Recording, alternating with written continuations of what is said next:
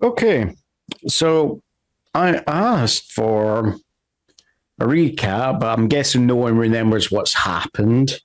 I tattled on the vampire lord and went out drinking with his daughter.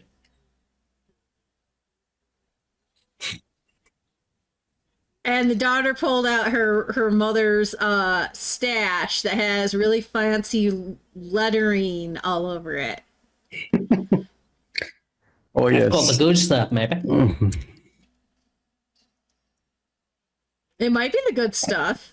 Mm-hmm. It might not be the good stuff. So we have that going on. What else has went on? I tried to.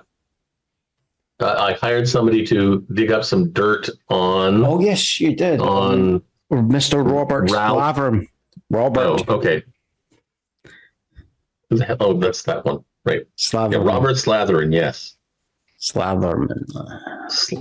Slathering man, yeah. Blathering, I don't know, something like that. Yes, he runs the Blathering Blathersknate. And I chatted with the why did I want to say vampire? Mayor. Yeah. Not the same. Not the same. Well, maybe the mayor. Who knows? And surreptitiously found out about a possible serial killer. Mm-hmm. Yeah. Who killed somebody that Calista had met in the episode before. Okay. And I was going to ask Calista, what do you remember? And I was going, she's not here. Not here. I'm just on the screen. What I remember is a lot of echo. Sorry. No, the murder happened before, and they took him to the hospital, and he was in the hospital, and anyway, I found out that he used to work at a warehouse. Yep. And he also had a run-in with a gang. Mm-hmm. So those were the two things that I remember. And also, I got the piece of paper, but I could not figure out the code. Mm-hmm. And my phone shut down on me because of it. Yep. So, and somebody took the code. Somebody once stole it.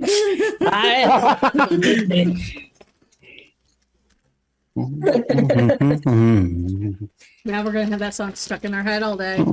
Not me. It literally happens when somebody says somebody. Hey, now you're. Oh, sorry. That's going to get us going. Oh, stop. La, la, la, la, la, la. I don't want to hear. So that's what I remember. La la la la la la la la la la la la. Astra's parents have been in a total fight since the riots, and Dad wants her to move out. Mom is putting her foot down. Right. Yeah, that sounds about right. Yeah, that sounds about right. So, if further ado, let's get on to the episode. There. Episode. Bounter. Banter's gone. I'm ahead of things today. And as I said, name of the episode, Hoodoo Voodoo. So I think it will be appropriate for us to start. Right, it's a new episode. I get a wealth back. Yay! Yes, you do. Actually, you don't. No. Kent, we'll start with you because you had a wee little investigation going on. Good point. I called myself Carl for some reason. Mm-hmm. Let's fix that on there. E-N-E. change. There we go. Mhm. Right. So you've had on the heels of Slarman for the last couple of days there for yourself.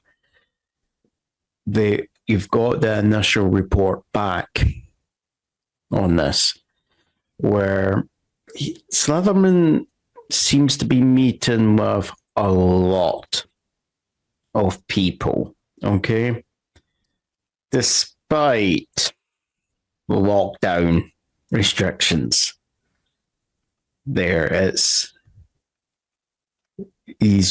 He's literally greasing it looks like he's greasing every single wheel. It's, you name it, from meeting with city councilmen to planning inspectors there. You name it, he seems to be seeing them. And it's like before he's even finished one interview or one conversation, he's on to the next. Nothing at the moment has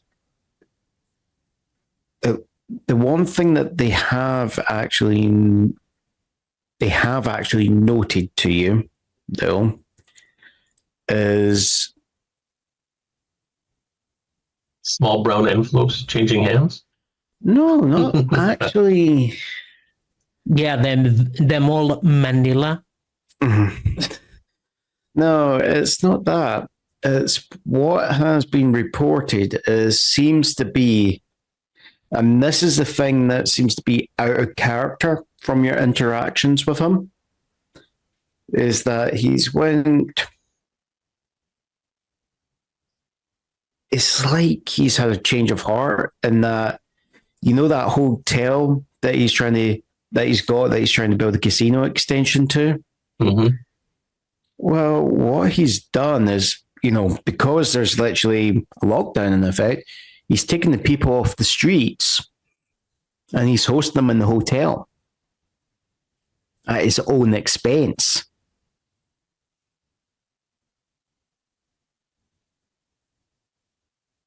Okay, that's interesting. Multiple different motives pops into my head. Mm-hmm. That is probably, compared to his previous arguments of, when you raised objections to his plans, basically he was making out, so what, they're homeless. They'll go to somewhere else. They'll squat somewhere else.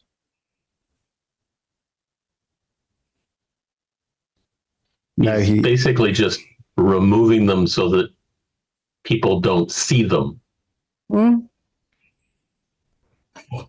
And then he can say, look, it's empty. Let me build my casino. Maybe. That's what I figure his motive is, but Okay. So based on that information, is there, how do you think Kent reacting, or is there anything in particular that Kent is actually, anything else that he was in particular looking for?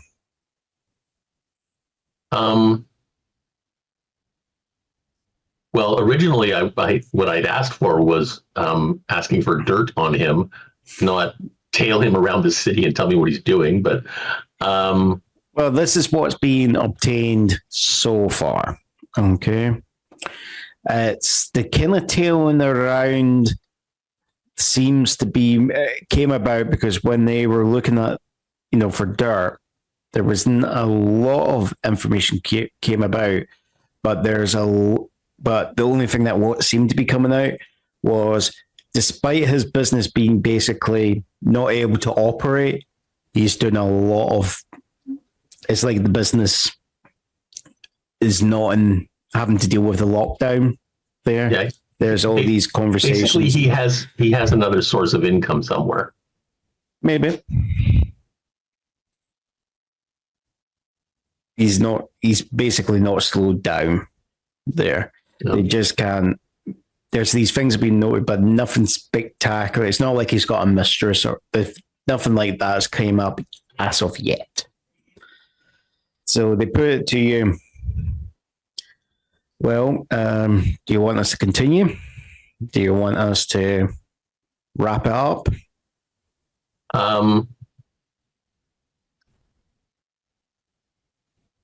Not a lot of dirt for 2 full wealth squares, which is a really weird thing to say. Is there any way you can find out where he's getting his other income from? They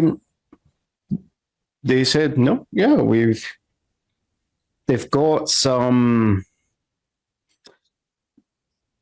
They highlight, yeah, it's. I would say the guy who's doing this, I'm just going to come up with a name. The guy's named Carlos Santana there. Good random name. Yeah, just random name. Don't ask me where it came from. There. He's just lovely buddy. He and his assistant Dorel, okay, they're basically saying, well, actually, there seems to be a warehouse. Okay, I knew this was going to come into it. Yeah, that is again. There seems to be still quite a bit of business, going in and out, and freight going into the warehouse and going out. There, it's like when they're looking at it, it's. The best way they can describe it is some of the stuff that they've kind of tailed, like when they've tailed some of the vehicles, right? It's basically what appears to be going into some of these places. Like, I'll give you an example. Like, one of them would be, say, like a pharmacy, okay? But it looks more than like just drugs, it's just... it's like other stuff is going in there that you wouldn't associate with a pharmacy based on the boxing there. And all this sort of stuff. So there might be something else going on. But again, they've not been able to get into any of the properties. They've not been able to look at what's actually in the boxes there. But they're just saying, yeah, there is something there. It's just they're saying, look, it might actually have to be us or someone getting physically into the property, and they give you a list of actual properties that they were seen getting visited by the trucks. Okay. List of properties. I will write that down. List of properties. When did you become Russian? I have many identities. That's my job. Mostly at night. Actually, no, I have no identities at night. Mm-hmm.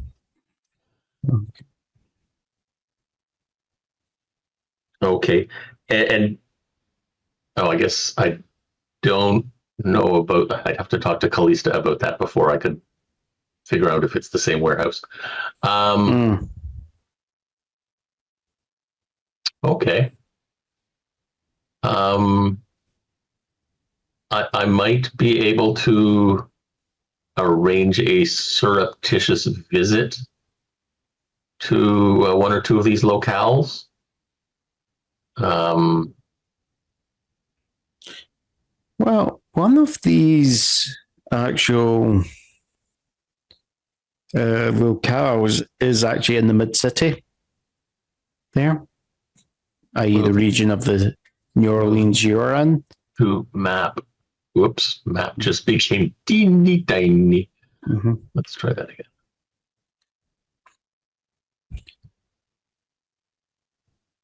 Okay.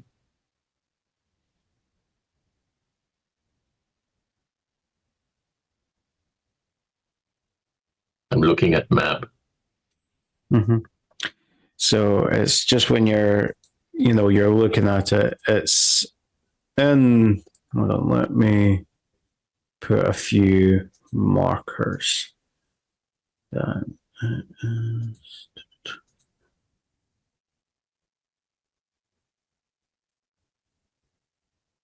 So there's one there. That's one of the properties.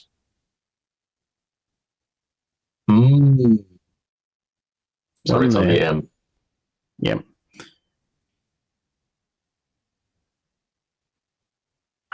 One there. And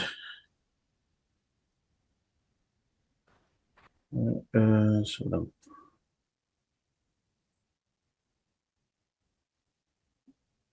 the actual warehouse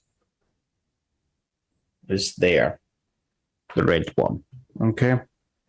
Don't see it. Still don't see it. Looking. Should be across the river. Opposite the CV. Oh, okay, over there. Sorry, I was looking up on Lake Pontchartrain. Mm-hmm.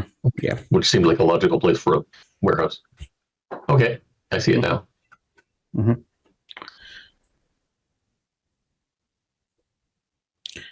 So now so these are some of the property, the locations of some of the things that they've highlighted to you. You're saying, well, suspicious shit is happening. Perfectly legitimate business opportunities, I assure you. Sorry, evil chortle wasn't supposed to be out loud. Nobody knows the evils of chortling. Right. And of course, we're talking about his hotel there being here. Okay?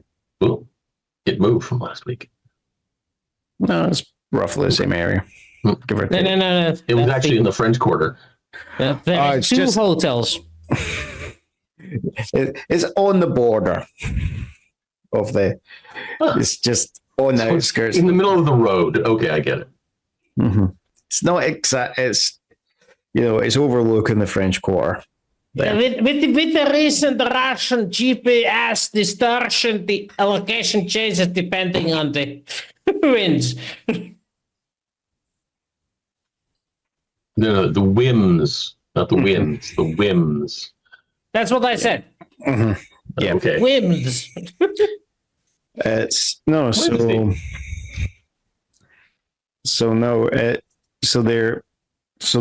both Carlos and Dario, they're like, okay, we'll look a bit more into it. We'll try and see what we can find out with one of the properties. Hopefully, like one of them will be potentially accessible to people from the public, and we can assess that way. There. But at the same time, they don't want it to be too obvious. There. Yeah. Understood. So they'll get back to you on that. So if I'm thinking of doing a nighttime venture to one of these places. Okay. Would you be available to join? They go with, and they both kind of go, we would be available, but we've got to highlight what sort of nighttime ventures.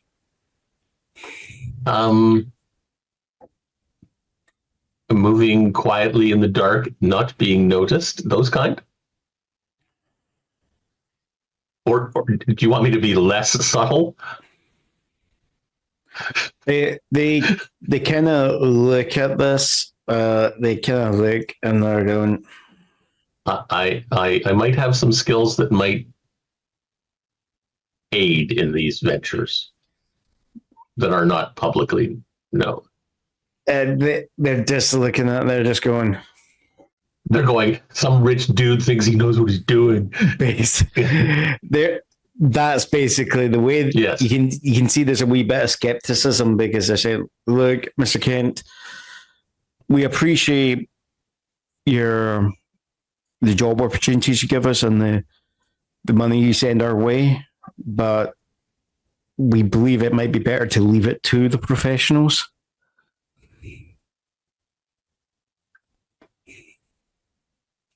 I mean, I am the Jedi you were looking for. It's like they're going, I mean, come on. It's like, it's not a comic book here. I mean, you're not Bruce Wayne. That's true. I'm not.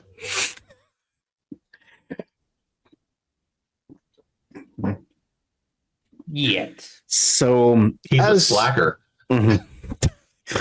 So as you're potentially planning potentially B&E, okay, let's move over on to who's my next victim? Sorry, player.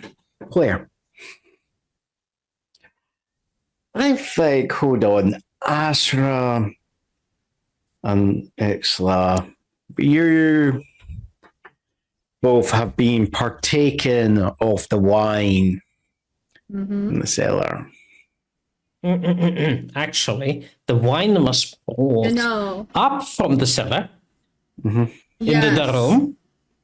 And once it has been revealed what sort of wine it is, L turns this into a teaching situation for young protégé Asra. Oh.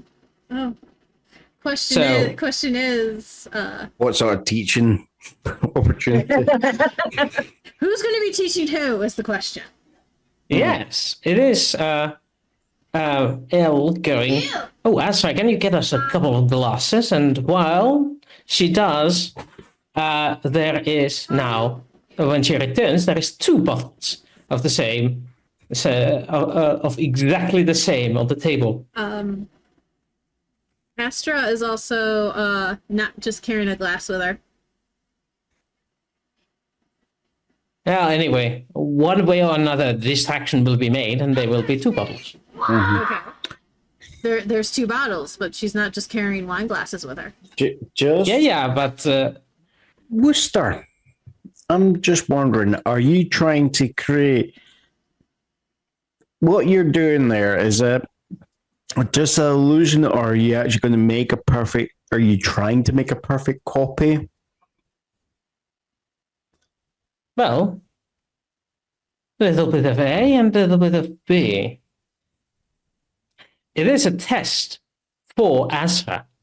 As L pronounces, well, you bought us good stuff, but can you figure out which one of these is fake? If you figure it out, you can have the real deal. Otherwise, it's going back to cellar.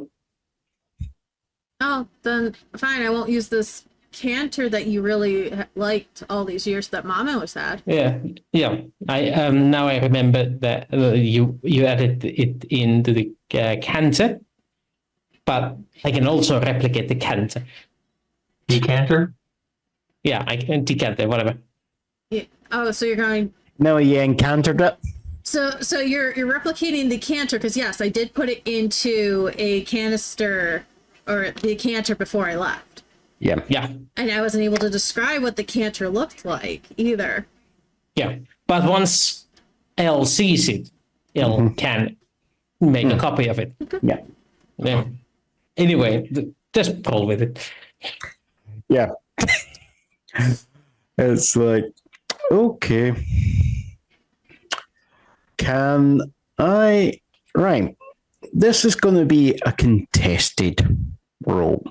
Okay. My illusion making skills versus your skills of analysis. Potentially, depending on how this is going about, Sla, you might be doing this on maybe Guile there. On which one? Guile, maybe deception. Ah, right. Or you try to maybe double bluff them, so maybe intellect there. All right. Let me just set the scene on what you must defeat in order to get the good stuff. So, open up the character sheet. Pull in that and pull in +2 because you are dealing with one of the best phase when it comes to illusions. So you are going to be adding a +2, so you're going to be spending a fate point. No, that's. You're using your ability, right? Sorry, Yeah. Well, Good luck beating that. I mean, Jeez. if you don't beat that, it probably tastes as good as the real stuff. Technically, you're in her house. She should know her. You're hoping Technically, this is your dad's house. Technically, she No, can pick completely technically, randomly no. and get the right one. Technically, she's using her mom's stuff, so she should know what her mom has. She should know what everything looks like. So Yeah. this is not her dad's stuff. This is her mom's stuff. So she is literally breaking into her mom's stuff. So okay. Anyway, you have two identical decanters on the table. Oh, I actually have those. You think you do. So I can roll with intellect, you said? I would say it's basically a puzzle there. It's a brain teaser. So it's trying to... Because it's technically stuff in her house that he's using to manipulate.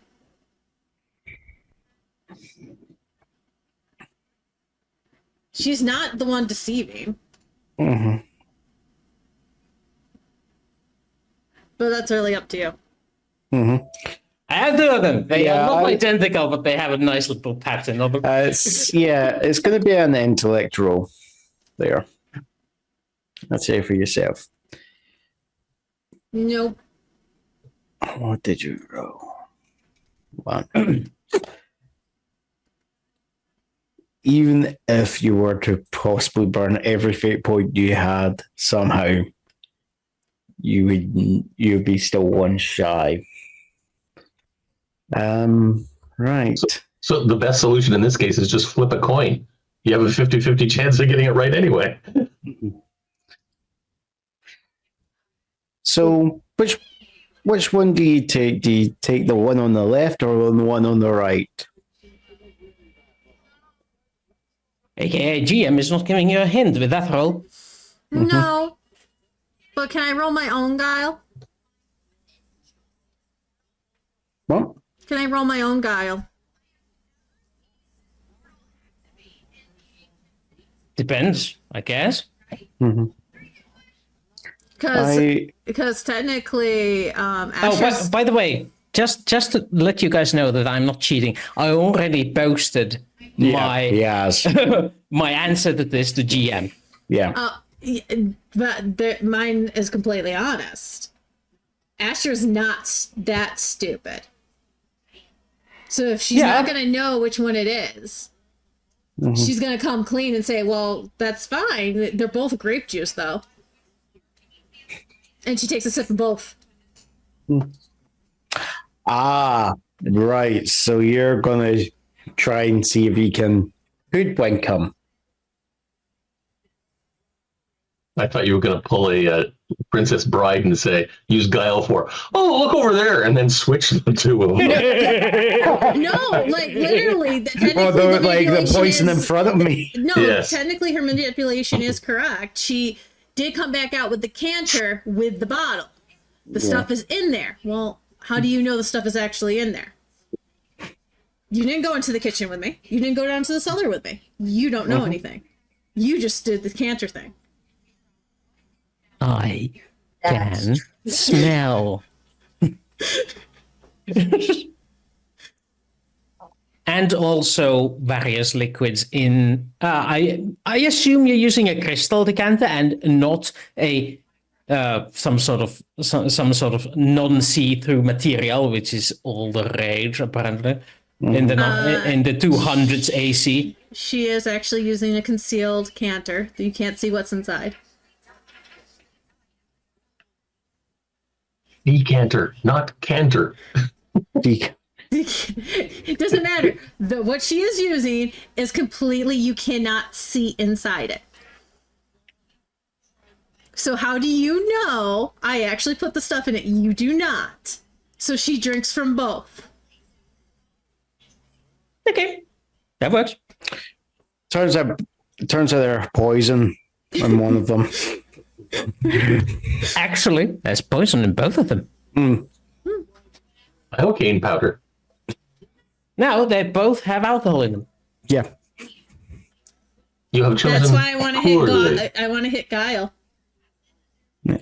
I want to roll Yeah. contested with a Guile. Okay, sure. I don't mind. Is the GM okay with this? You can re-roll on Guile, but I think it's no matter which where it ends up, it's like that. It's going to be the result that stands.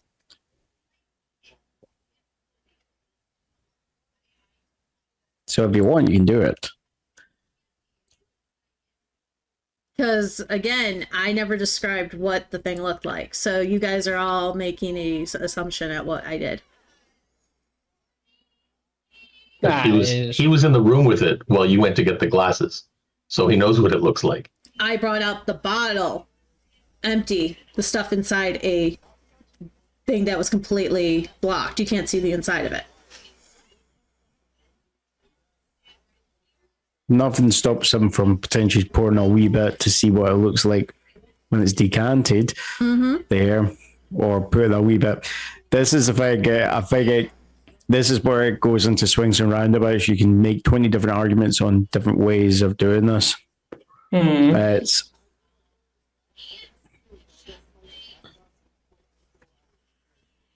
So GM gets the rule. Well, this is the thing. It's like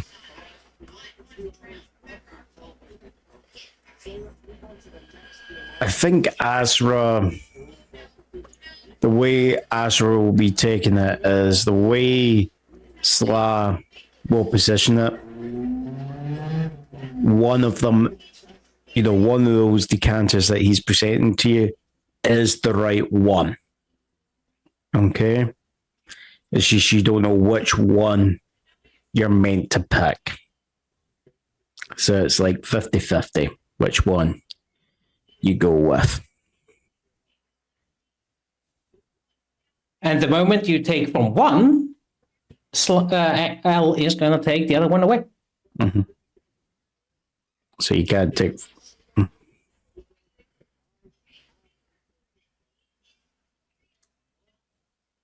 Left or right? It's not a big deal. I take from both. Then you have to choose which one you take first, because the other one is going to be removed from your reach. Then you drink from both. Sure, I can do that. But it's not like it's poison. Mm-hmm.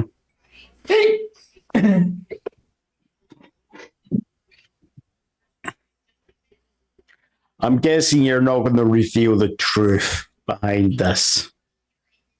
No. No, She decided. both of us are on a standpoint, because she's not that. Even though she can't tell which one's the real one, she's not that stupid, because she knows something. Because she knows. So you're not going to get playing into his games. No. There. Right. No, Because- Darling. Mm-hmm. You are playing my games whether you like them or not. That is how it works with the Fae. Take it as a learning experience. These are the things you must know. And better for you to learn them from somebody who is allied, rather than somebody who is actually your foe. It might seem annoying right now, but you'll thank me later.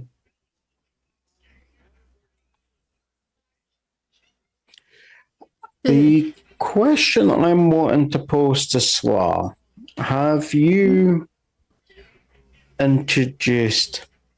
Actually, Asra, can we get you to do an intellect roll? Another one? Yeah, another one. I just want to see how well you might know this piece of fact about Faye.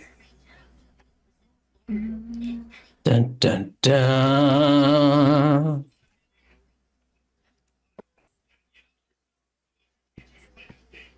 Okay. That's a decent roll, yeah. Yeah. What you would actually know is, actually, you would remember there is a wee bit. One thing about the Fae is, if you're ever trying to talk to them or try to get them to confirm things,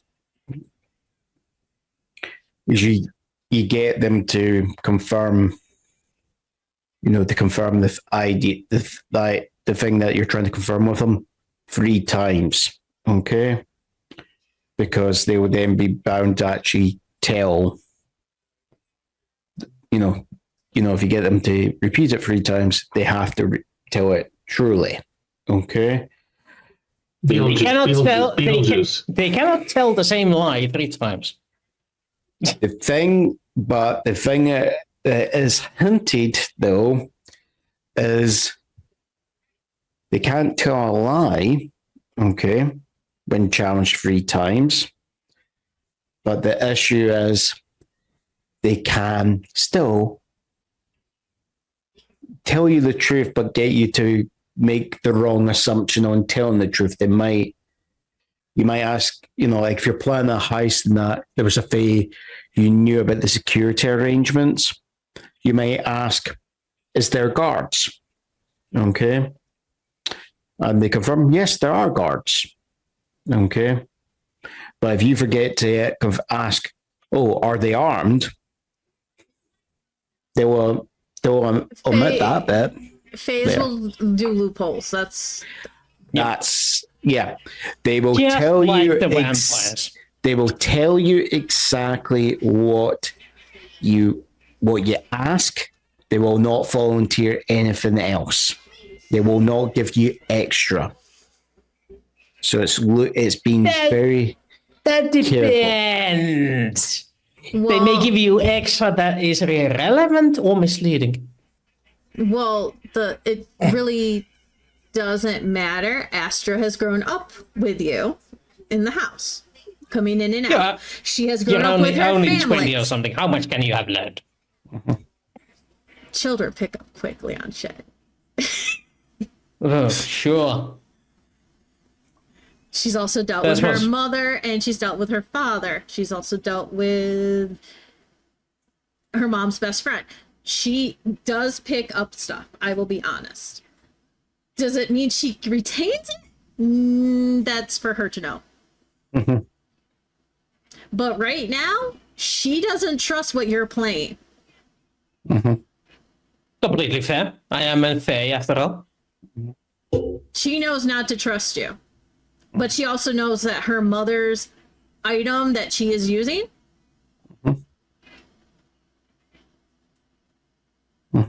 she knew she was going to be safe regardless. So right now, she's like on guard with you. And she's about to get up. Okay.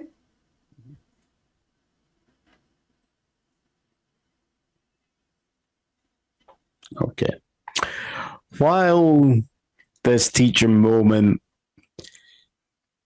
either fails and crumples in a burning heap, despite Salah's best intentions, we'll come to Calista.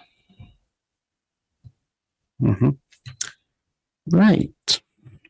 So you've gotten some information from Mrs. Devereaux. Yep. You were advised that her husband, before he retired, was working security at a warehouse there. Oops.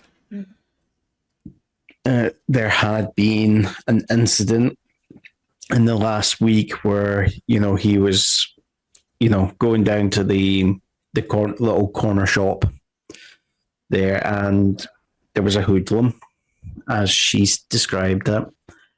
And, it seems like he sent the guy packing there. The other thing is, that, when you were looking at the tapes, there was actually, members of 2 street gangs, okay, In the hospital. in the hospital. And one of them is the Voodoo Boys, okay. Another one is the Diablos.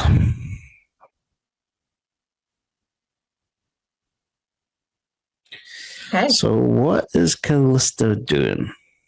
How's she Calista is actually going to listen to the conversations that's going on in the hospital between the 2 gangs.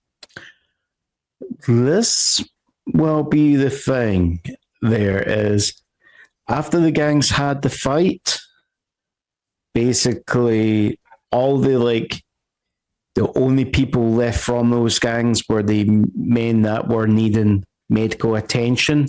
Everyone else who was, this, you can just put a band-aid on that. It's been made clear to them, you need to leave there. Okay. Because it started becoming quite serious, and it was made clear to them, look, you don't want to stay here. Unfortunately, most of them have actually left, way before the discovery of the body. So the only people that are actually from those 2 gangs is one from the Diablos, okay, who is currently out like a light because he's been given, Morphine. Yeah. basically. Okay. And then the other one, Who is Voodoo, is a Voodoo boy, and he is actually, he's compos mentis, but is, he is actually, both of them have got a police officer watching them because of the incident, and both of them have been handcuffed to their gurneys. Okay. I go over to the police officers and ask, what occurred between the two gangs.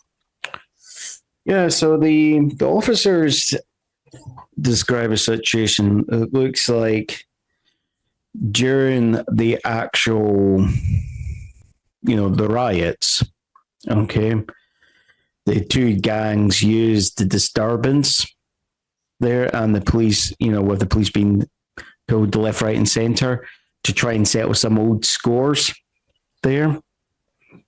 And this, these guys were brought in, okay.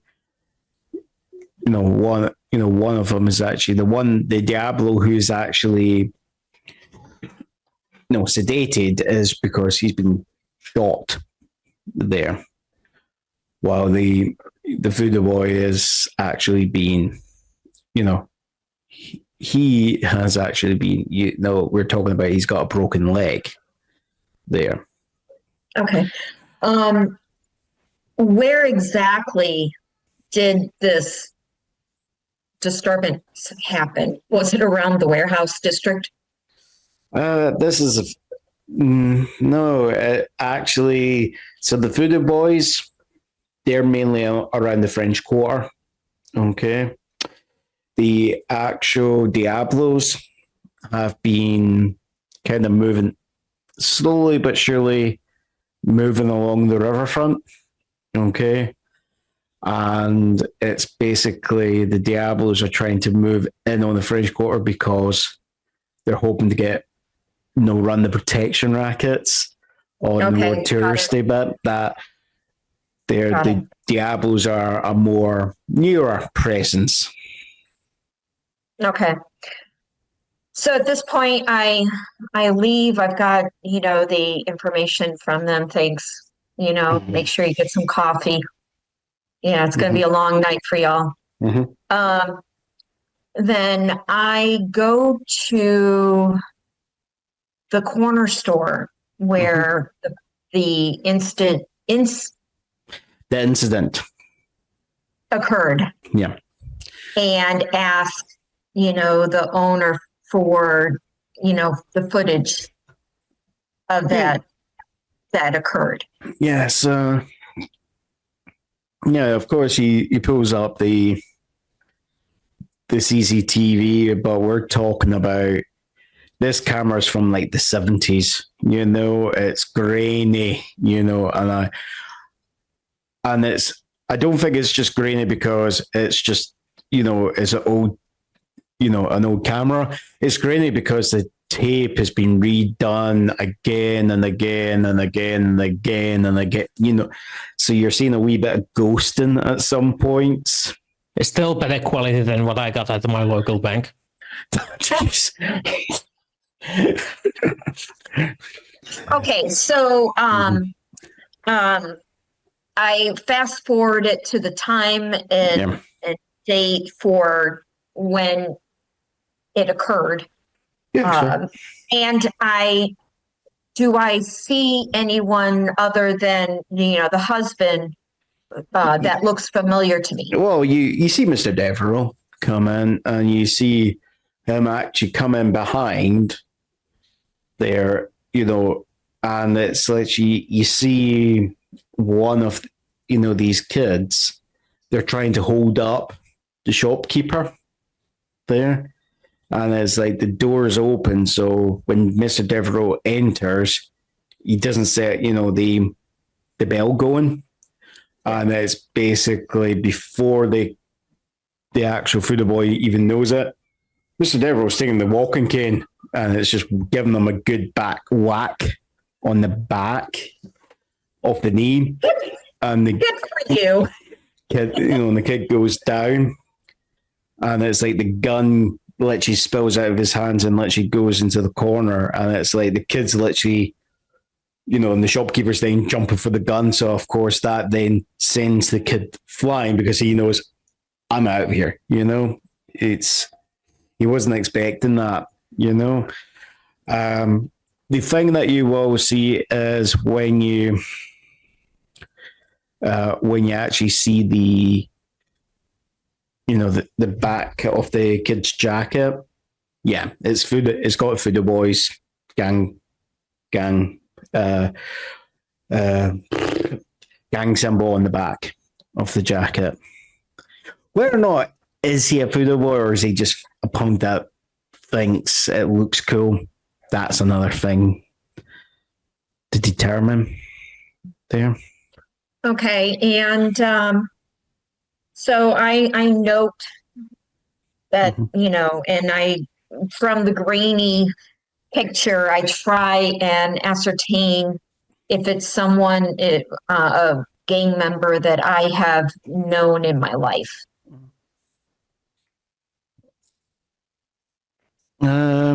No, it's not someone you know.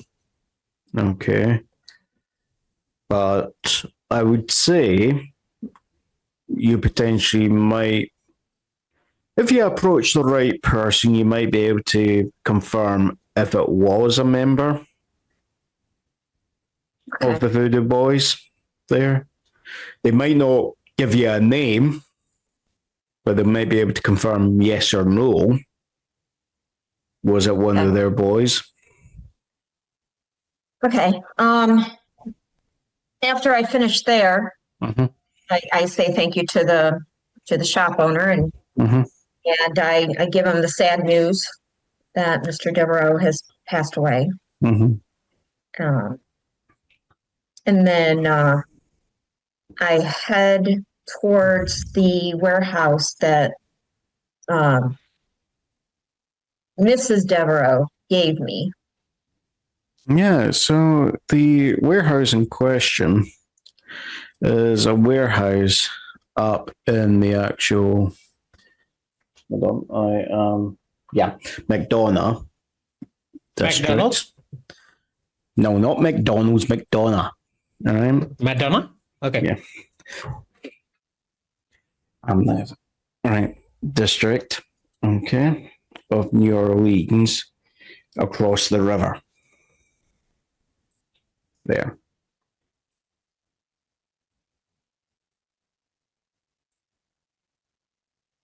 Okay. Right.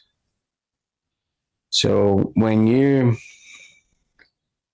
So when you move or get across the bridge, you'll actually see that the warehouse is a hive of activity.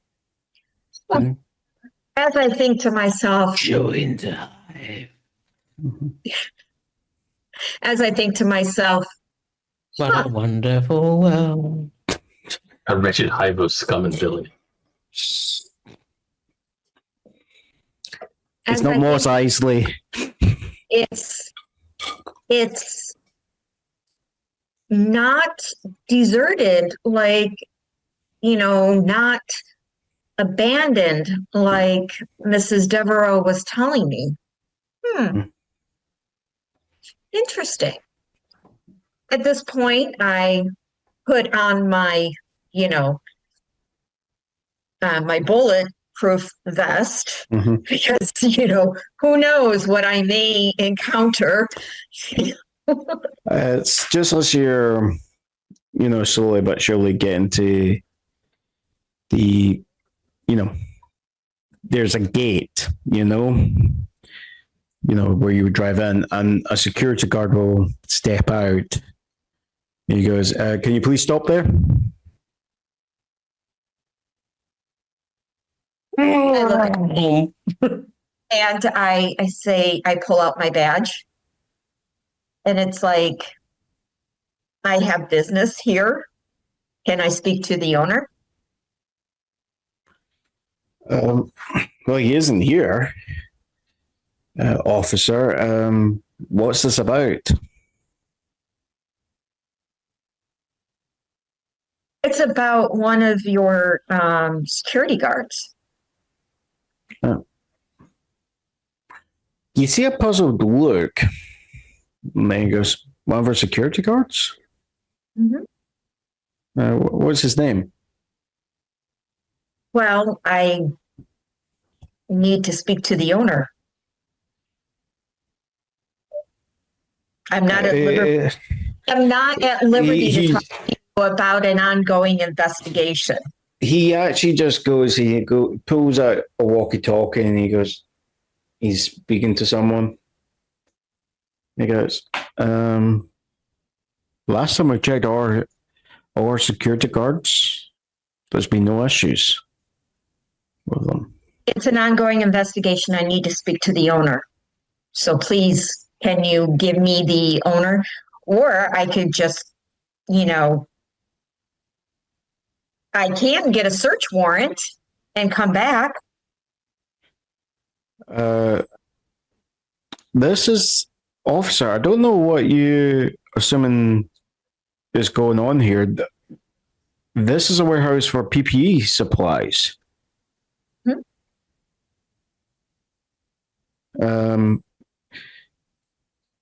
There's been no incident here, so I don't see what grounds for a search warrant you would have. And well, there has been a death, and actually it's been a murder. So I cannot give you any more information than that. So if there is something there. He's just going back on, and he's going. He goes, "You sure?" All right. He goes, "Well, I'm sorry, officer, but if you have reason to believe that you're needing to come in here, my boss is saying you can come with your warrant." Okay. Thank you.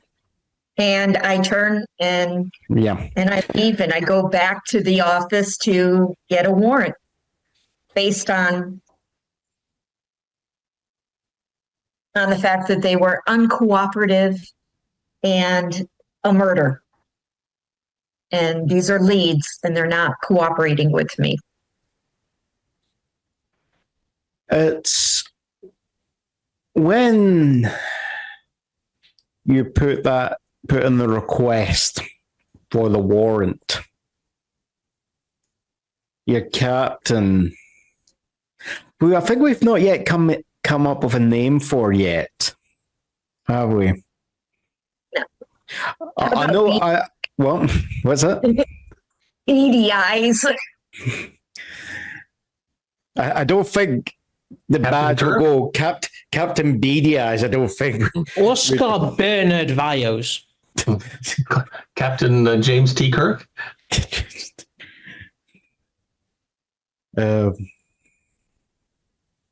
I could just picture all of the guys, Captain Kirk. Oh, it's TJ Hooker. The type of jokes that would go around the squad room if he had that name. Hooker. Or Picard, yeah. Yeah. Riker. Mm-hmm. That's what I was saying was John Luke. Mm-hmm. And I was muted. Actually, I've got one. John Pierre. How about Charles Mangione? Hold on. Why am I thinking Charles Manson? But I'm not sure that's where you were going. No.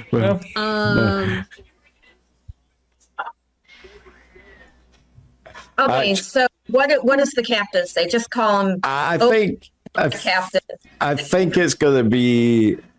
I'm hearing John Luke, so I'm thinking Jean Pierre Bordeaux will be. How about William Fontaine de la Tour d'Arrive? And you're expecting me to say that? Okay. William Fontaine? You could do Niklaus. John Smith. Fontaine. Hold on. Typical. Jean Pierre Saint Cloud.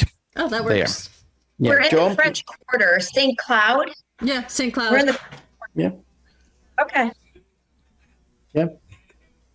It's like, and he's going. You want to explain to me about this warrant, detective? Well, I went to talk to them, and they basically refused entry. And it's supposed to be a supply place, and it's under heavy guard. And they wouldn't allow me in, and it's only for medical supplies. So I don't, and I gave them my badge. I not gave it to them, but I showed it to them, and they refused entry. And I even told them that it was an investigation, a murder investigation. Does the murder lead to there? He worked there, and they refused. Well, he worked at the premises, but from what I'm being able to ascertain, Mr. Devereaux has been retired for 2 years. But he went back there in the last week. And they're not allowing me to talk to the owner. I want to know why he went there. They're not allowing me entry into the facility to talk to the owner. I don't think Supervisor. I don't think at the moment we've got enough to put in for a warrant. I don't see a judge signing off on this. That's the issue. I can put in the requests for the owner to see if he's willing to do an interview. So they are hindering an investigation by not talking to me about their employee, meaning the security department would not allow me in. What evidence do you have that Mr. Devereaux was back at that location? His wife. I would suggest you might want to go back to the wife and actually get a bit more information if you can, because I need a lot more on this at the moment.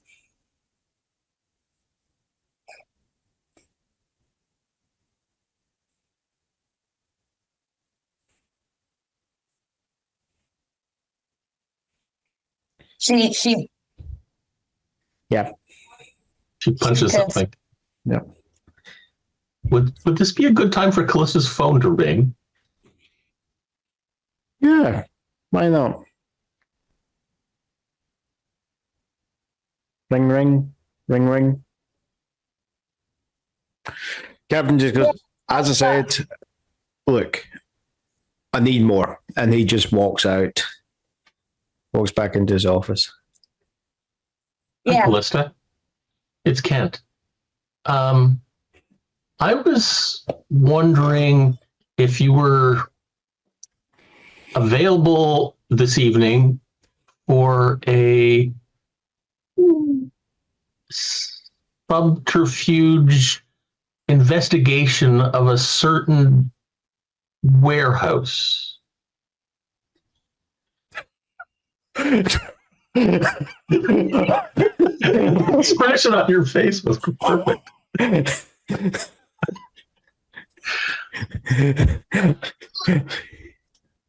Which warehouse?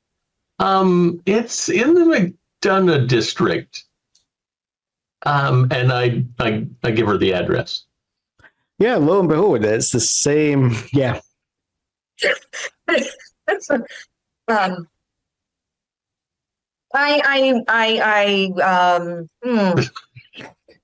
Are you following me? No, I was doing some investigation into the owner of it, and there's definitely something hinky going on there. Owner. Who's there? Oh, Slatherman. Robert Slatherman.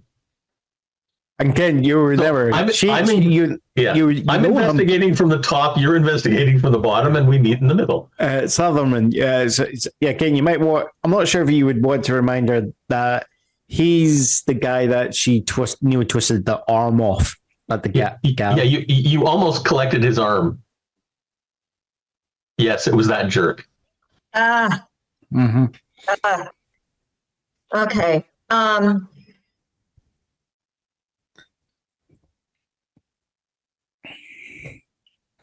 I don't think that I would be able to get in because they already saw my face tonight. You could disguise yourself. And why would they see your face? Because I'm a police officer and I have a badge. She just drove off. You mean you went to there? Yes. Oh, that is mildly inconvenient, but Why is it I'm investigating a homicide? Why would it be inconvenient? well, no, it's inconvenient that you happen to go to that particular warehouse.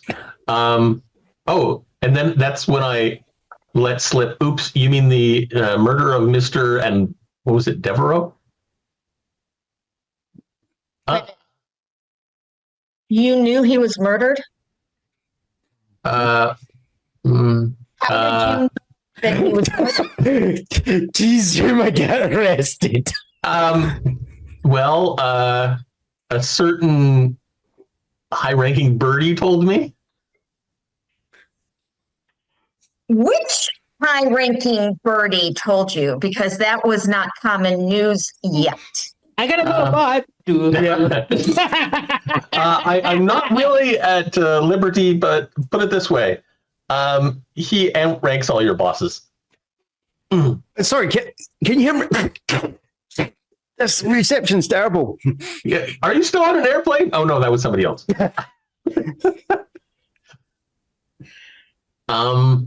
Yeah, I think we're coming at the same thing from two different directions. So let me get this straight. You know more about my investigation than I do at this point, it would appear. Possibly. I know, well, I don't necessarily know that Slatherman is involved in your investigation. I just know he's involved. Well, he is now. Okay.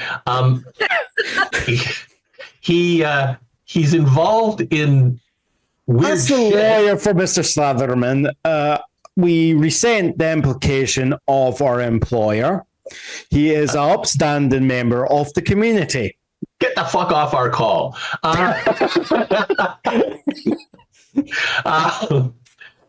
Fine.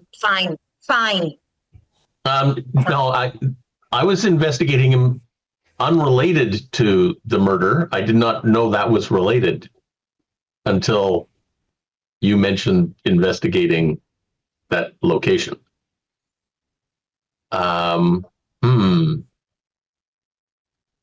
Perhaps we could meet. I may be able to bring some other people in on this. You've met Margot, of course. I'll ask Pickpocket as well. Okay. Yes. That might be appropriate. Everything about what's going on the streets. That might be very appropriate. It'd be really cool to see them both in the same place in the same room at the same time. Screw you, Wooster.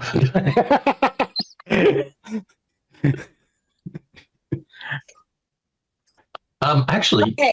you could if you were worried about being revealed. I have this really cool new cloak you could wear. Right. As I think that conversation continues on, as you try to figure out the logistics of what you're going to be doing, we'll actually come back to. I'd say Sla has fine. Oh, sorry. Can we take a quick break? Yeah, sure. It's Looking about at, a good yeah, time for it. yeah, it's going to be a good Let's make it time. to 7 minutes. Yep, sure. See you at Okay. half. There, we're back. Okay, so we'll coming back to Sla. Sla, your teaching moment didn't go over the way you were expecting. You're leaving the property of the Avici family. Okay. When Ring, ring, ring. look, before that even happens, you hear a growling sound. God damn. I got a text message too. For fuck's sake. This text message is a bit more visceral in that a big black hound pops out of a bush, comes around the corner of a bush there, and you can see this slight reddish gleam in its eyes. Fluffy. For fuck's sake. Yeah, someone sent one of his hounds. What does he want?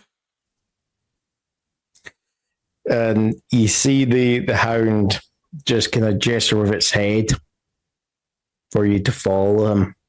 Yeah, fine. And it will lead you just around into a quarter section of the garden of the Avici Manor. And underneath a tree, you'll find the Earl King just relaxing, with some of his attendants. They're having a picnic.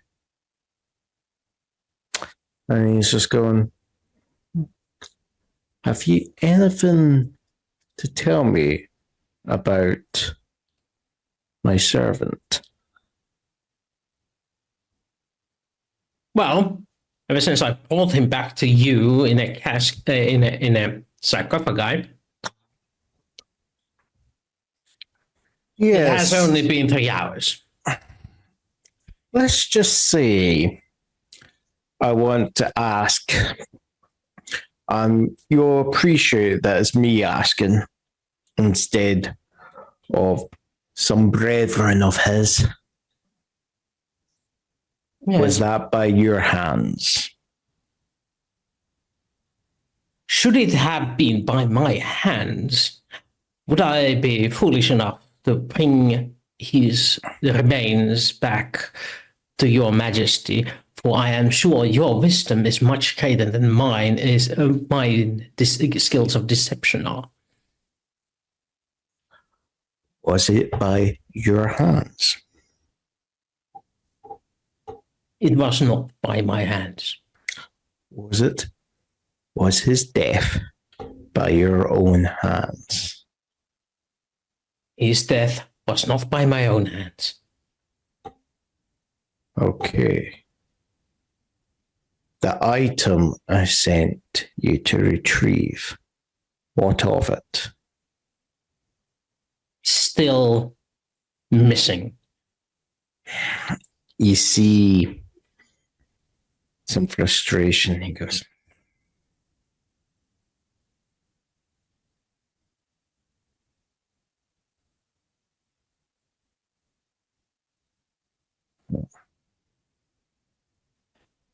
He's in a warehouse. Oh, never mind. and he just goes,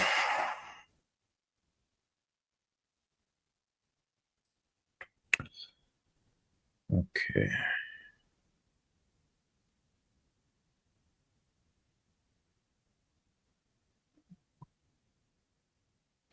He's there for a moment, you know, and he's just kind of looking at you. And then it's probably just before you're about to go, like, hello, Earth Terror King sort of thing, you know, because you're starting to get a bit impatient with him. He silently goes, okay. I think at the moment,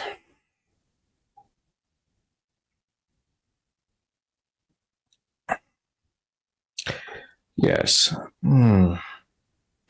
You have done what I asked you to do in that you found the messenger. It's just the package has still missing.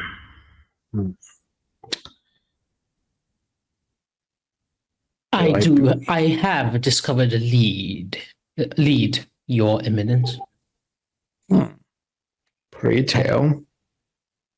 There is a mortal contact who knows of the tale of the sarcophagi, and I was intending to follow it as my next step. Considering that my experience with the mortal realm is not as fast as yours, and the same for my servants, I leave it in your capable hands. As is your desire, O Earl King. And I think it might be fair that if you are successful in your quest, instead of me just wiping my debt, your debt to me, you'll have a debt that I owe to you instead.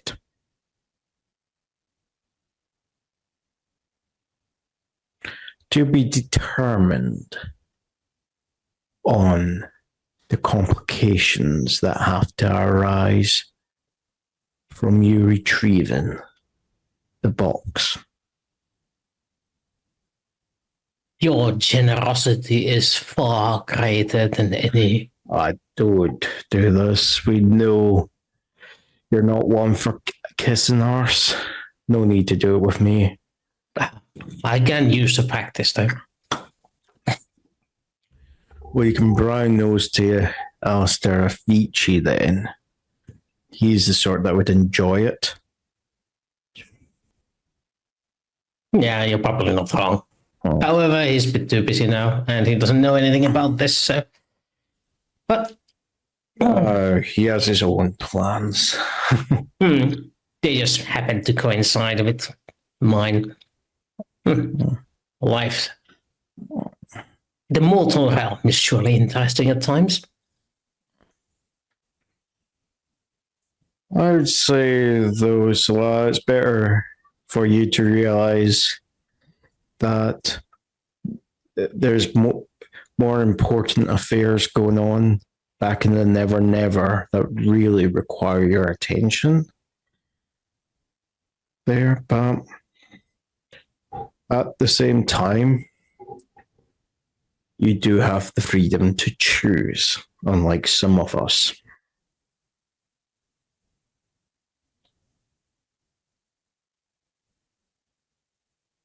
Indeed. Now, if this matter is as urgent as you proclaim, then I better get on to my next step of investigation. Mm-hmm. Then Bill can just nods his head, and it's just the entire picnic disappears like the Cheshire Cat. But unlike the grin being the last thing, it's just the eye looking at you until that disappears. So what is Sly going to be doing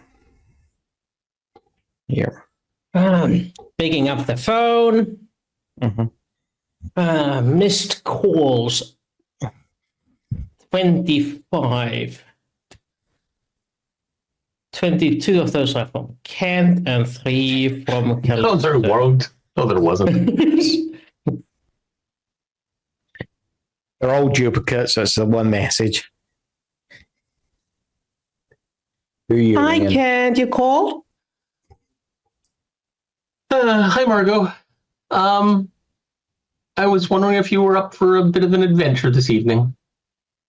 Ooh, adventure sounds delightful. Do I need to bring a mask or a cape? Your choice. A mask would be a good choice. Ooh, sounds kinky. I've already got the cape. No. Oh, you have the cake already? Cape. Oh, cape. No, right. So I don't need a matching cape, do I? No, just as long as it's not gaudy or anything. Something that will keep you disguised. Hidden. I was thinking about something laden with crystals, like some bling. No, bling bad. And bling is bad. Bling bad, yes. Oh, it's one of those. Right. Yes. Stealth. Stealth is optimal. Stealth is optional. Optimal. Wow. Oh. You need a better cell phone carrier. Oh, I'm somewhere very remote. This place, like in the middle of the sticks or something. Ah, so you're in a forest. All right. Well, we just lost John.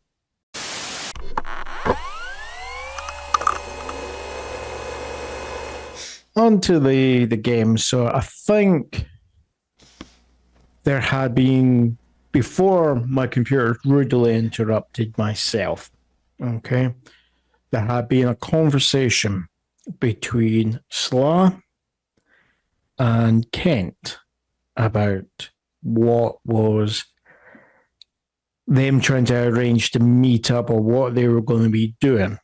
We're going to go into the warehouse. Right. Because I think basically where it cut off for me, there was basically me joking about, oh, there's supposedly 23 missed calls from Kent. And we're saying, no, it's just a repeat of the same one. And you guys started talking. And you're asking what each other's kind of doing. So have you guys come to a decision? What are your characters doing? Are you going to be, is Slav going to be coming along for the ride, or is he going to be doing something different there? Well, I was just going to suggest this is like a business, not a business district, but a like a manufacturing district kind of thing. Yeah, it's the place of McDonough. I actually looked at it, and ironically, I just grabbed a spot and went, here, right? But ironically, it turned out they actually, during when they were expanding and building like the railway out, Big Donna has massive amounts of railway sidings for industry in the area. So the idea of it having warehouses Makes sense. Makes sense. Why would you? That's where a lot of the original railways were built, was to supply factories and warehouses. Yeah. So what I was going to say was, one of my side businesses happens to be like a deli. Okay. That like serves lunch and stuff like that. But of course, given it's an industrial area, like it closes down at like 5 o'clock in the afternoon. All right. Okay. I was going to suggest we meet there after dark, say around, I don't know, 10 p.m. or something like that. Okay. Gather all the people that will be wandering through the night in the shadows. Yeah. How extravagant would this deli place be? So not very. Just like they yeah. Well, it serves like the equivalent of construction workers. Right. Okay. Getting sandwiches and coffee. A wee bit of a fry up sort of thing. Yeah. You know, so it's not where we're talking about more like, it's not like old style mum and pop roadside diner with all the old 50s. No. Don't ask for Asiago cheese on your sandwich. Yeah. So it's like, okay. I would say it's going to be a point of wealth for you to establish this. Okay. I could have just said meet at this corner, but oh no, I had to. Fine. At least if we get hungry, we'll have something. We can make something to eat. Point of wealth, sir. Just to establish that. Rat fink. Gone. Well, I just love it. That's when you come up with things like, oh, spend a wee bit of money to establish that. after we have a conversation, I go to the buildings and inspections and offices, and I request the blueprints for the warehouse so I can see. Oh, okay. Everything. Which is public. It is public. No, it's public domain. I'm not going to dispute that. The issue that you're going to find is due to the lockdown, trying to get access to the information is where you're going to have issues because it's not seen as critical at the moment. So it will take you a wee bit of a while to get someone to answer the query. So that's the way I'm going to put it to you. You will eventually get someone if you want to go down that route. Okay. But it's going to take a while. Could I access it online? The blueprints? Oh, yeah, you can. Give me an intellect roll, please.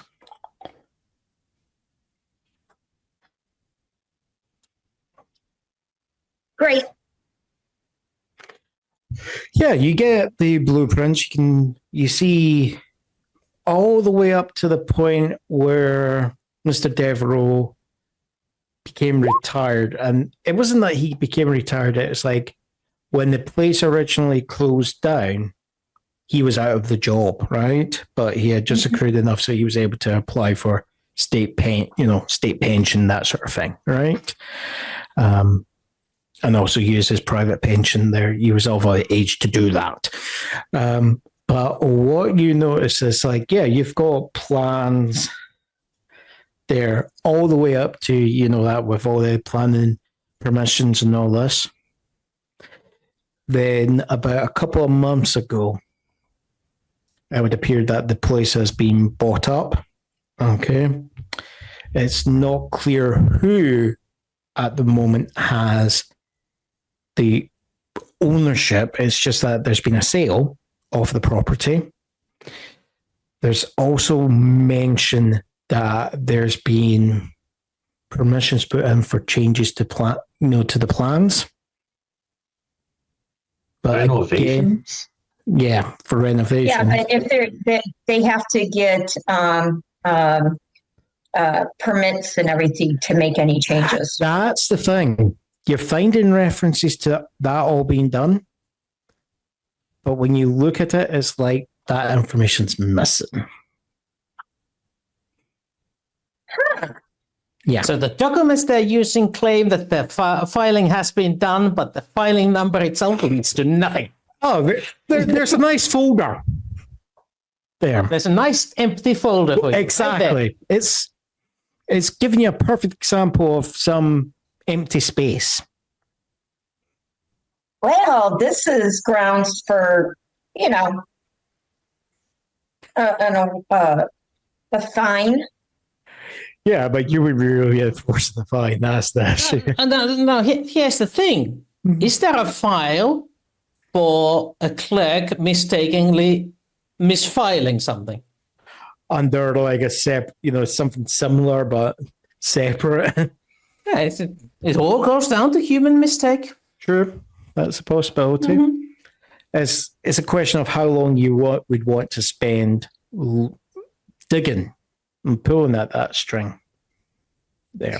Okay, so using my intellect, thinking about this, and actually going and seeing the building when I was there at the gate, was it all internal, or does it look like, external changes based off there was nothing to suggest external there. Okay. If there was maybe I could actually use the blueprints to find out where all of the entrances are, and using my tactical training, figure out right the best way to get in. Certain ladies will be having a discussion after the stream. Yes, dear? Do we need to charge the bunnies? What are we having a discussion after the screen? Yeah, someone's came in to put in their 2 cents. Are you sure it's just 2 cents? Yes, lilac and rosemary. Yeah, those are the 2 cents. Yeah. 2 cents. Right. Yes, dear? Right, so you want to pick which one? Sarah, did you say something? But Alex, did you say something to Alex, Sarah?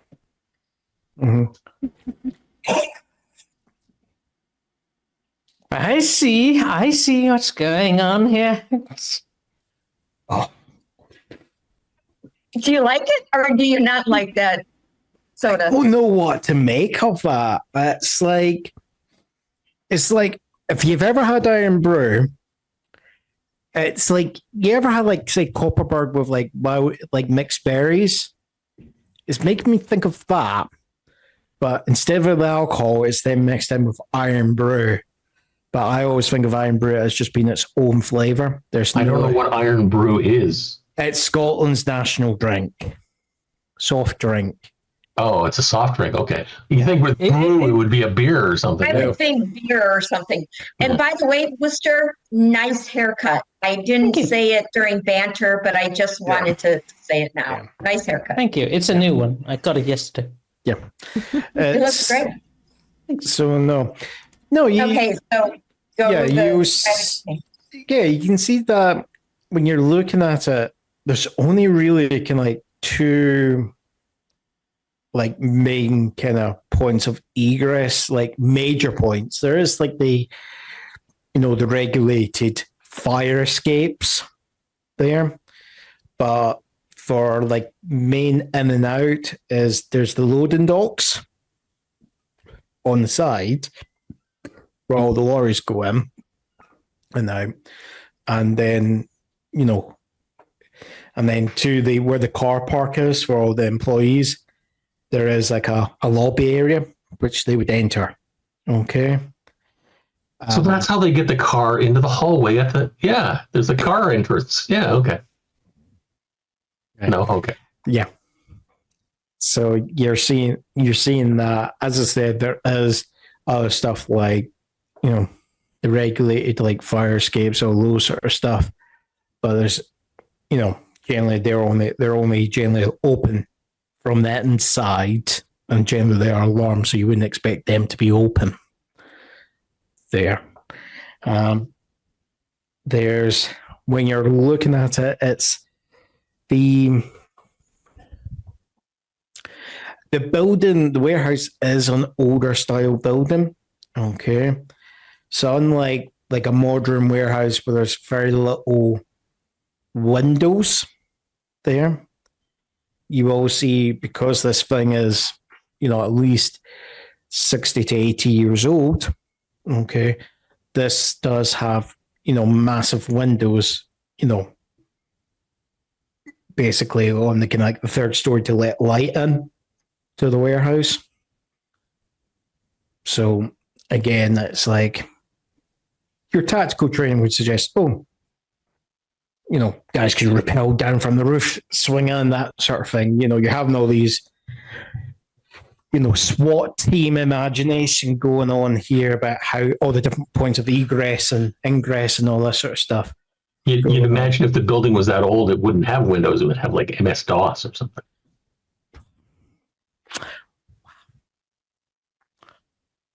This thing's before 3.8. No, 3.1, sorry. 3.3. 3. Is it 3? 3.3 was the most popular one of MS-DOS. Yeah. And I think Farrell's just going, oh God, these two are getting bad. Exactly, Froggy. That hurt. That hurt. Oh, that reminds me. Have this popped up and put on the other side. Oh my God. The funny thing was that it was that idea of the graphical user interface wasn't invented by Apple. It was Hewlett-Packard who came up with the design, and Steve Jobs stole it from them. Basically, he was there, saw it, and they were just using it purely internally.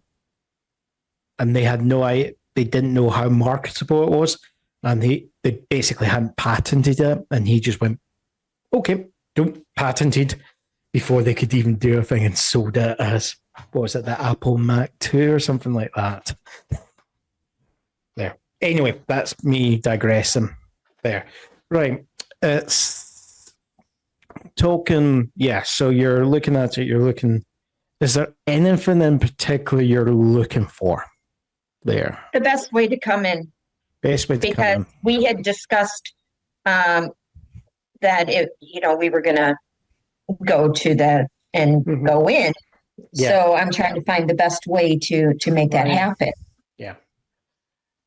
What you will see is there's there's the main gate, right? Which leads into, where the lorries, both the lorries and the cars would drive in through to get to the respective bits. But you will notice on the original plans, there is a side gate there. And just kind of from your memory of the area, that doesn't actually see a lot of traffic there. So it might be in regards to getting onto the grounds, that might be a slightly better place to get onto instead of like crossing through, the car park that would normally be watched, Yeah. So that comes to mind. It's then a question of, there will be, of course, a fire escape on that end, but it's trying to get through that door. Because the regulation will require that there is a fire escape nearby to that.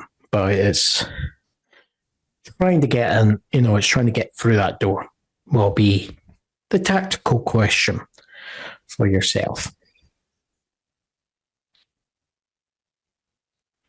It's just that what you don't know is what the internal layout is going to be. That's the issue.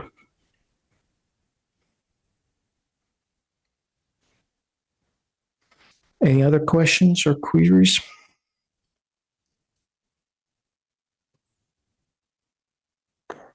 No, so when we meet up, Actually, I do have a question more towards Kent. Hmm. That is probably a meeting before going into the adventure itself.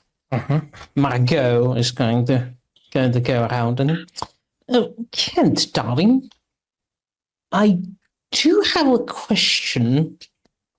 You remember that dog creature we found in one of your sarcophagi?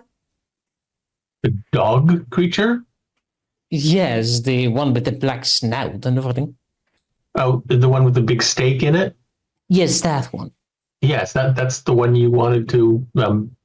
Yes, that particular sarcophagi. Do you have any idea where it came from? I tried to remember, and at the time, I didn't realize I should have used a fate point. But I tried to remember, but it's like it was bogged out somehow. No, curious. You don't happen to have the paperwork for it, maybe? Yes, but I don't remember actually signing it. Oh, is Or there maybe somebody... I remember signing it, but I don't know. It was weird. Well, either way, I'm curious about it. Who was it that was in charge of this operation? Again, you can't remember, Stephen. Perhaps there's some kind of paperwork? Guy? There was nothing on the paperwork, as from what I could tell, that actually said who. It was just like I signed to receive it, but there was no sender. Well, Now, kids, this is the part of the after school special. You do not sign for any parcels that you did not order. Okay? no, darling, couldn't you, The more you know. couldn't you try focusing your mind again for me? Blink, blink, blink. Blink, blink. All three of me? Okay. How do I do that? Wooster, Focus? that would be more likely. It would be if you're going to try to do something there, it wouldn't be done over the phone. It would have to be done in person. That's better. I thought we were in person, but okay. In person. Yep, that's the thing. I'm just wanting to clarify and just make sure I'm not misunderstanding. Yeah. Yeah. Okay. No. Right. I would be. I think it's going to be a collaboration role. Okay. Oh, of course, darling. It's so. I think So it's Stephen's the one that's going to be trying to do the remembering. Okay. So I would say a focus there would make sense. Okay. Okay. Wooster. Okay. Yes.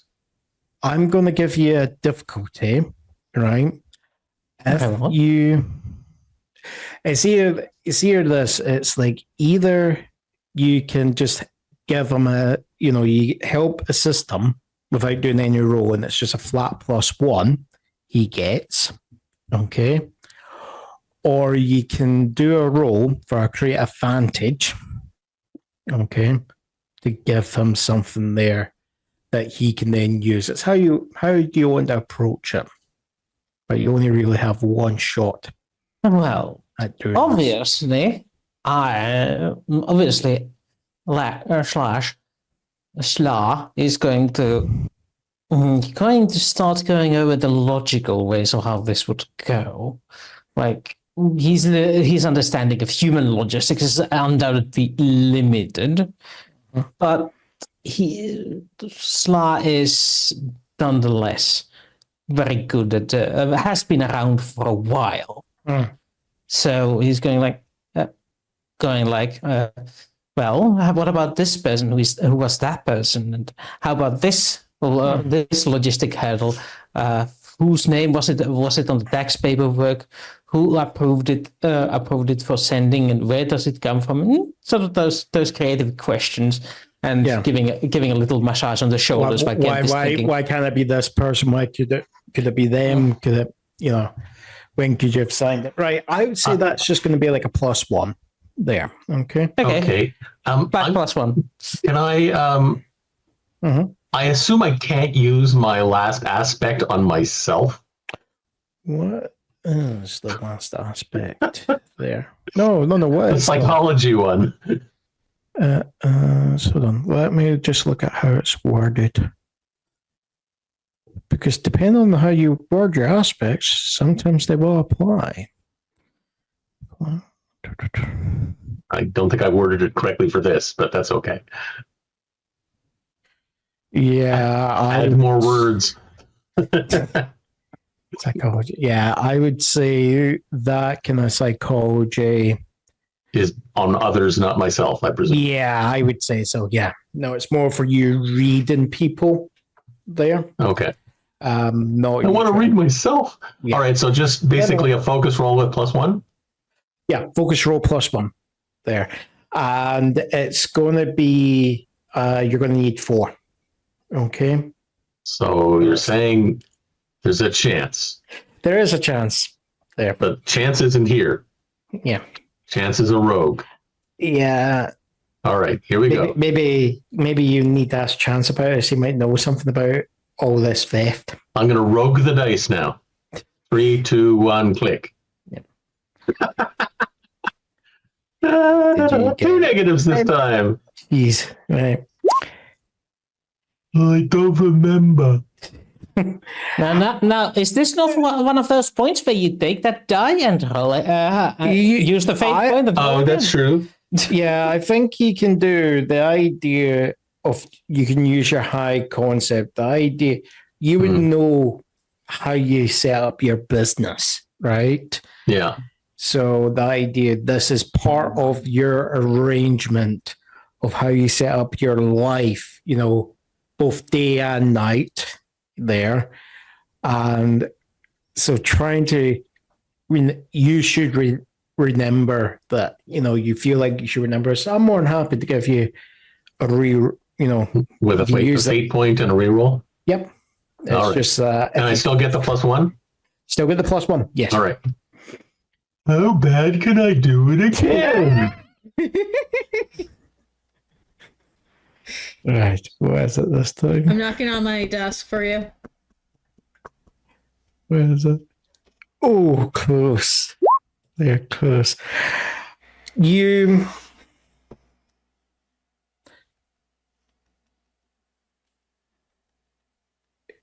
What I'm going to give you is you have a vague memory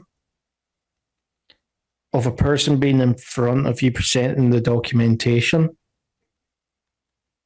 but that can't be, you're now sure, where you're having trouble remembering who handed it to you.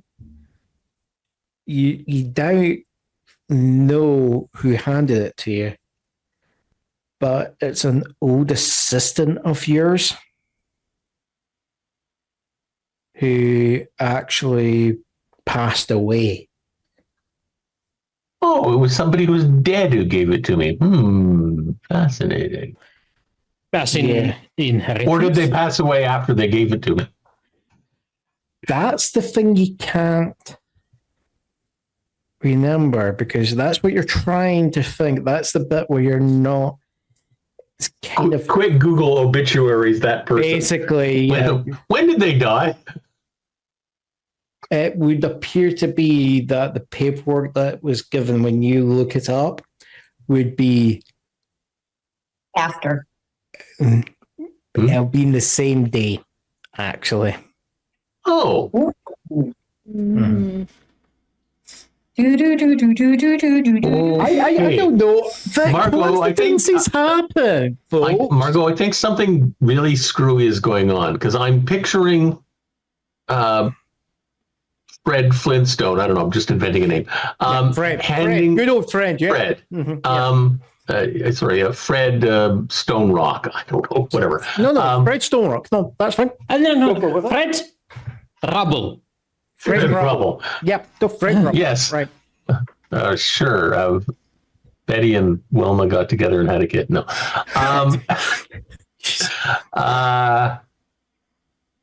With artificial insemination from Bam Bam. No. Also, Fred Rockefeller would be good too. I'm not doing banter on YouTube. Yes. Okay. So somebody, I'm remembering Fred giving me the paperwork, but it was also the day he died. So it could be, now this is a stretch, but maybe somebody arranged for him to give me the paperwork and then they couldn't make him forget, so they killed him? That seems a little excessively to get paperwork signed, but... So we have a lead, darling. Somebody should go on and check on the tails of this Mr. Fred. Flintstone. Yeah. We can dig him out of the rubble. Oh, jeez. Right. While you guys are having that conversation about what your plans will be afterwards on how you're going to check that up. Okay. Asra. Yes. There. You have got a few text messages from a few friends. Okay. And they're talking about this, with everything that's going on with the lockdown, like the normal clubs can't be open. Okay. So it's really driven an increase in the underground rave scene. Okay. So there is actually talks about how some of the older cemeteries with some of the mausoleums, someone's found that there's a substantial kind of family crypt and they've turned it into a nightclub and they're supposedly it's the go-to scene. Okay. Yeah, it's in the dead center of town, folks. It's all the rave with the dead. Yep. So they're trying to persuade you to, you have to come out, especially with what's happened, about a good week ago, the last week, you've been kind of incognito with them and they're just saying, look, you need to come out. I need to do some release myself. Yeah. That's what they're trying to do. That's basically what they're saying. It's whether or not you do that is up to yourself. Okay. So that's just one suggestion for what you're wanting to do. Is there anything else that could be on Asra's mind? The way she left her conversation with her godparent is weighing on her mind. I'm sorry, your dad or the godparent? Oh, the godparent. This douchebag. Yeah, sorry, yeah. That loser. What exactly about it is weighing on Asra's mind? She felt really like he or they were manipulating the situation, and she just can't take it. She can't take manipulation. Yeah. She's been doing it all her life. Fair. She's been seeing it with her parents a lot, with how she is to present herself in society, but at the same point keep everything hidden. But she doesn't know what she's keeping hidden. She basically almost confided into her godparent, like, her life. Yeah. And she thought this person she could trust. And then this one little act, it kind of put almost like a crushing blow, like, are they really there for me, or are they another person that's going to use me? Yeah, fair enough. For their own gain. Astra's technically in her room looking at the text messages as she's looking through her clothes. Yeah. She does know she does need to get out. She knows she has to get out. But the graveyard they're using, she knows she can get into a lot of deep crap for. Yes. But at the same point, she's like, she can keep an eye on these people because they are the other rich kids in the neighborhood. They are the higher than the highs. Plus, her stash of fun stuff is getting low, so she kind of needs to replenish that if she's going to be stuck inside with her parents for God knows when. Now, kids, when you're dealing with difficult family situations, do not self-medicate. See a professional. Unless that professional is a fae in disguise. Who right now is on her crap list. So yeah, she's right now like going through her clothes. She's trying to secure what to wear. At the same point, texting back people saying, "Are you definitely doing this?" Yeah. No, they're saying they're going, no, yeah, we are going to be doing this. They're just going, look, we're going getting bored. They're all coming up with different interjections of how bored they are, how they're going to die if they have nothing else to do, and all that sort of stuff. Oh, geez, you sound like kids. Yeah, it's We're it's the kids. end of the world. I mean, Netflix was fun originally, but now that's gotten bored. There's no one to Netflix and chill with, and all that sort of stuff. It's like they're saying, yeah, we need to get out. It's like different versions of cabin fever from your friends.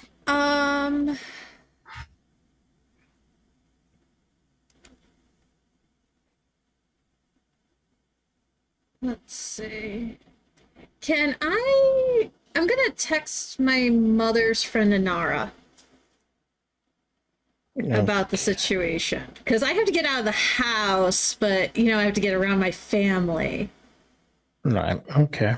Because it's just walking out that door, Nelly Welly's not gonna work. So, how are you hoping that Anara's going to help you? Anara's been very.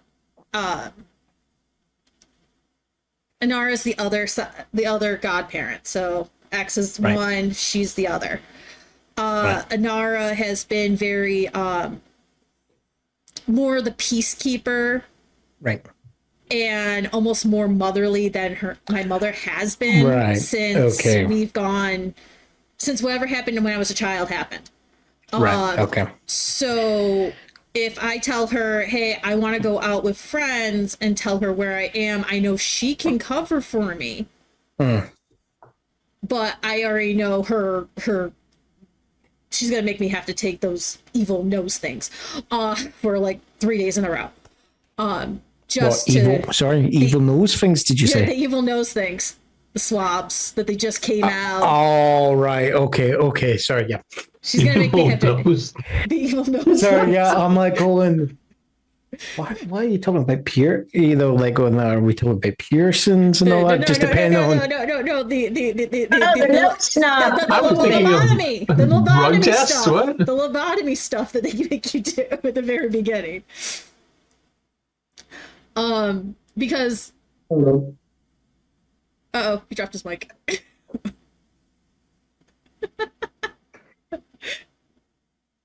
Suddenly kick out. Can't hear you. Can you hear me now? Yeah, we can hear you now. Yeah, sorry. It helps if I don't... I heard you. Don't worry about that. It just helps if I don't kick out the cable. The reason why I'm saying 3 days in a row is Anara is one of the chief hospital presidents, or she's the president of one of the major hospitals in the area. So if I tell her I'm going out with friends, she's going to make sure all of us are swabbed, make sure that this does not end up being the reason we have more of a pandemic as we are. Right, fair enough. Right. He's saying that, as you're saying, she says, look, I can appreciate that. She says, like, partly I don't agree with it, but at the same time, I understand where you're coming from. She just says, there's conditions, okay? Amongst those is, the nose swabs, okay? Getting tested. And it's basically like, if you get COVID, don't expect getting your ass covered there in the future.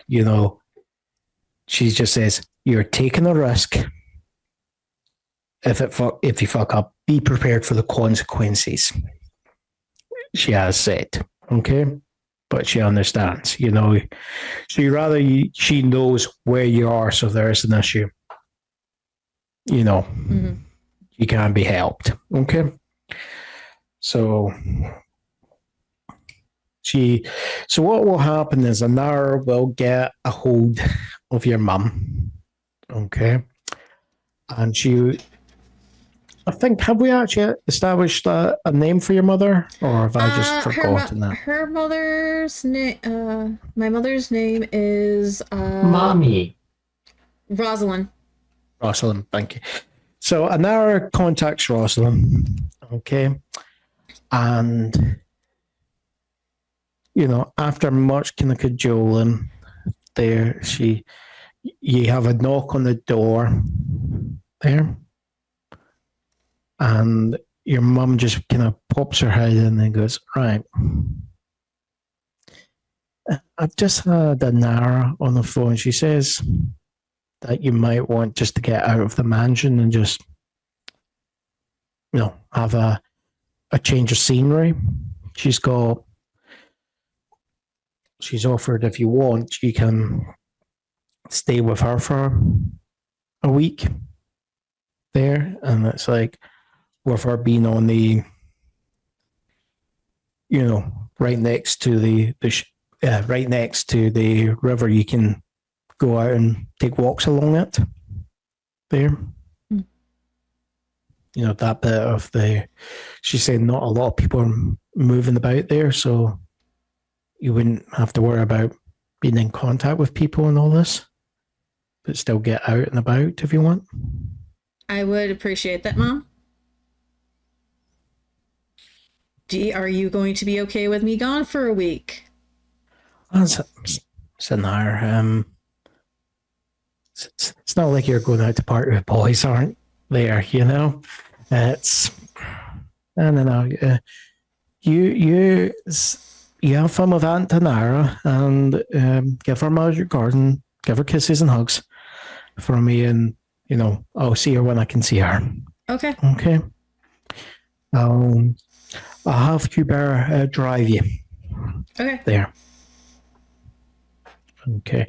And you get, basically, as that's going on, you're like, I'm guessing the door's closed, you're trying to secrete all the dresses and all this you're wanting. I already had my rave stash bag underneath my bed. I just kicked it out Right, from fair underneath right after she left. Okay. Right. Okay. While that's going on, right, on to the actual, the scenario with, Wooster, so Sla, Kent, and Calista. Are you feeling like your next scene is when all of you meet up, or are you thinking there's any other scene that any of you want to do before you meet up? Is Carlos joining us? Not So today. Not to. No, I mean. No. We're talking not about the real Carlos, the in-game Carlos. Yeah, he's talking about the private detective. He's called. Oh, the private dick, Carlos. Okay. Yeah, Yep. Yep, he's such a dick. That's for sure. It's sorry. So Carl Santana and his associate Darrell, and they get in contact and they say they're willing to provide, lookout for you, but that's as much as they're prepared to do, at the moment. But if you're looking for a pair of eyes to help you, they're willing to do that, and they're willing to give you some gear, to help communicate with you. Okay. So that if someone's coming or you're needing to hide, they can warn you. Right. They're willing to give you all that sort of help there. So they're willing to provide more support than anything else. Or if you're needing like a distraction at the front gate, they're willing to give that there. But here's my shopping list. Yeah. Basically, them entering the property is going to be a no-go for them. Okay. Yeah, I hand them my shopping list. Yeah. Can we do this like Carlos? I'm spending $5,000 on items in my bag, and Yeah. I need night vision goggles. Okay. Actually, that'll be something we need anyway, but okay. Yeah. This is the thing. I am willing to put it, that amount of wealth you spend on getting them. Yeah. I'm willing that anything you say, as long as it's reasonable, will be included in the cost. Okay? So a bazooka isn't a good idea right then. Yeah. So anything asking them, for, bugs or, communication equipment, yes. Telegraphic, camera of telegraphic lens, zoom lens and all that, yes. Those sort of things, yes, they'll give it to you. If you're asking them for it to come with an Abrams, then tanks, but no tanks. Yeah, basically. There. Though I like the concept of a telegraphic lens. Yeah, I'm going to send Morse code with my camera. I think you mean telephoto lens? Telephoto lens, fine. Telegraphic, did I say? Yep. Yes, telegrammatic. It comes through, the photo comes through and it's stripping. You're clicking it and memes start shooting out. I'm not sure what to make of this flavor. Like, a part of me goes, this is nice. And then the other part goes, that doesn't work. It's nice, but it doesn't work. It's like, because it's like, I get the berry, I like that. And then I hear that, I get the taste of that lime brew afterwards. And I go, nope. That's okay. So they get that all sorted out for yourself. Okay. So one piece of advice I'd like before we go. Best way to bypass a fire alarm on a door? They actually go and say, well, there's a few, depends on the model there. They actually suggest that they believe with that type of door, okay, it's because it's an older model, there's actually a slight time delay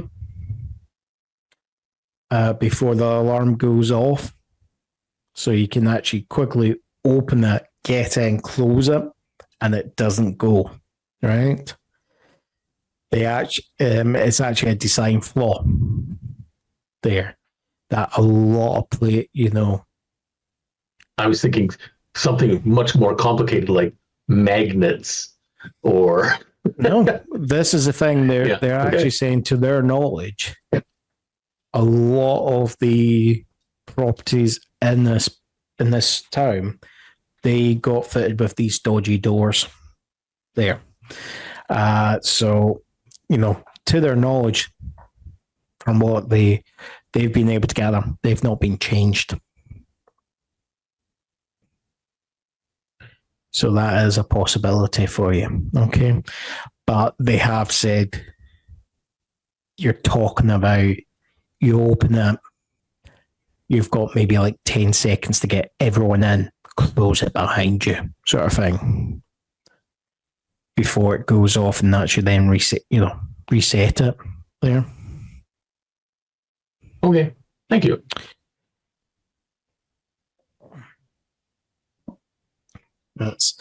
So this is the, one of the things that kind of just they'll say, but they say there's a few.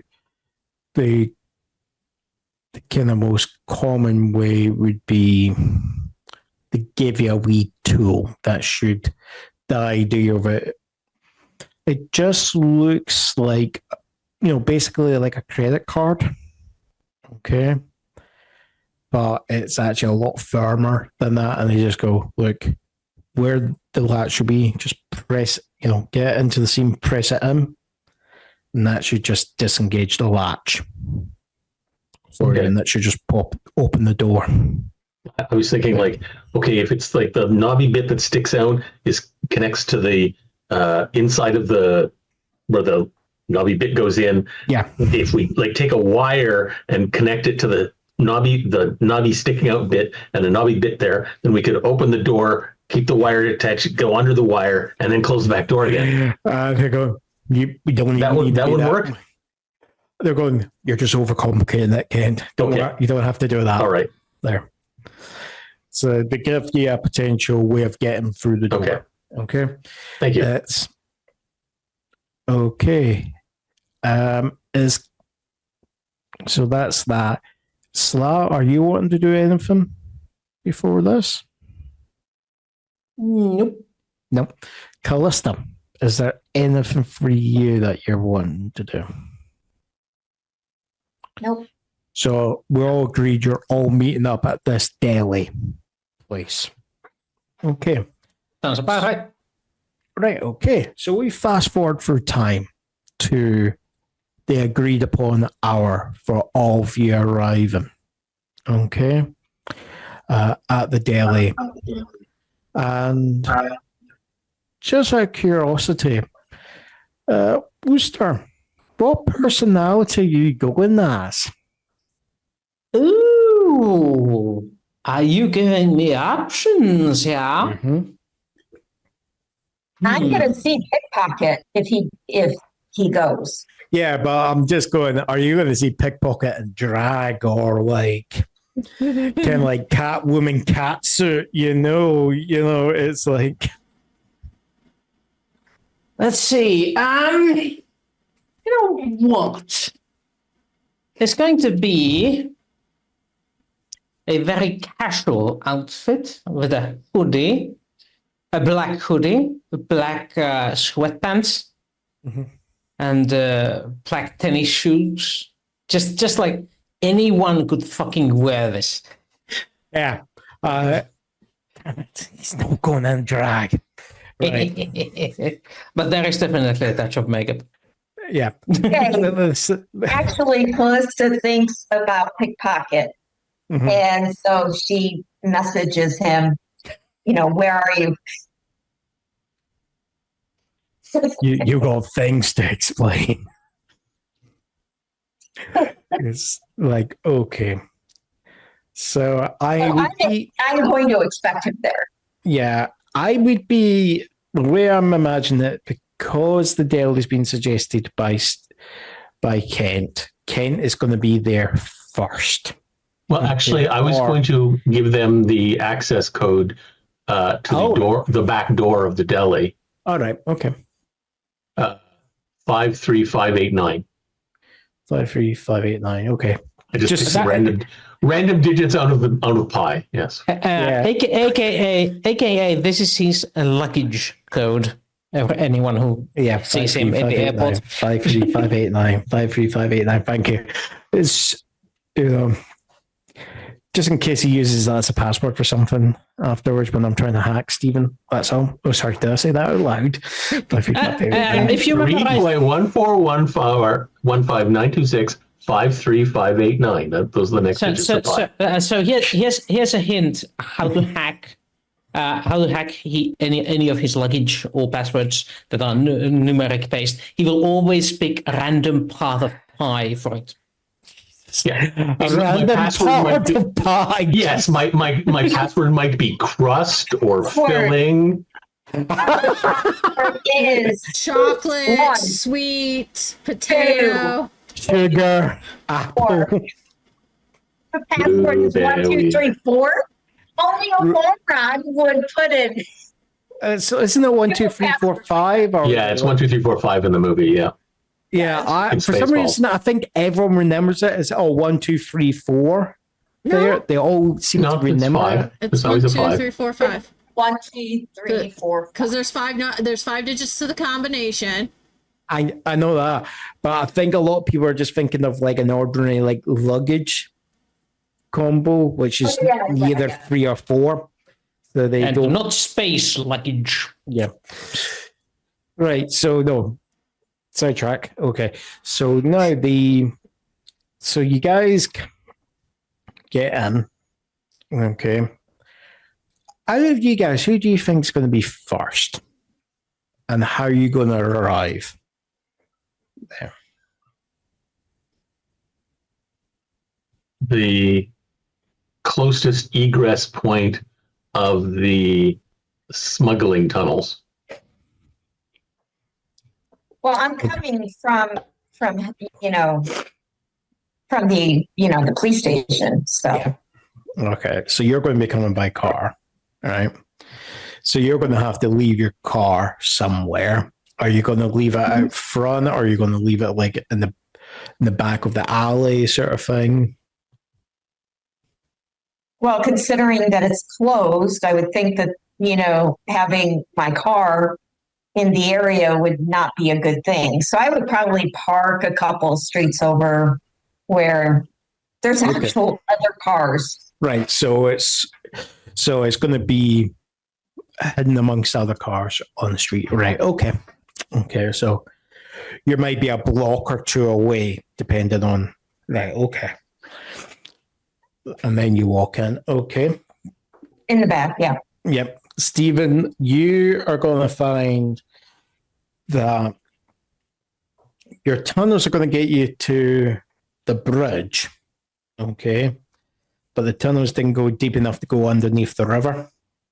There is another set of. Oh, I thought that was a tunnels. canal. Okay. Is that a canal? I always think that's the river. That is. Maybe. Oh, it says Mississippi River. Yeah. Yeah.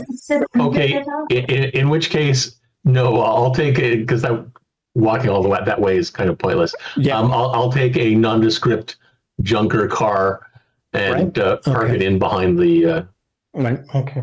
behind. Behind the deli. Yeah. There. Right. Okay. You haven't asked what I'm wearing though. Yeah. No. What are you going to be wearing? I will be pretty much all. No, I'm not stealing this, Margot. All in black. With I don't really want to be recognized on any cameras. Uh-huh. So I'll be wearing this brand new to me, though I didn't mean to spend some time examining it, but funky black cloak. And I'll have one additional accoutrement to my, what's the word? Things I'm wearing that I will not put on until we leave the deli and I'm on the way to the. Would it be Yes. Would it be potentially reddish in color? No. It would also Sorry. be black. Could also be black. Okay, fair enough. Fair enough. But I won't put that on until we approach the building.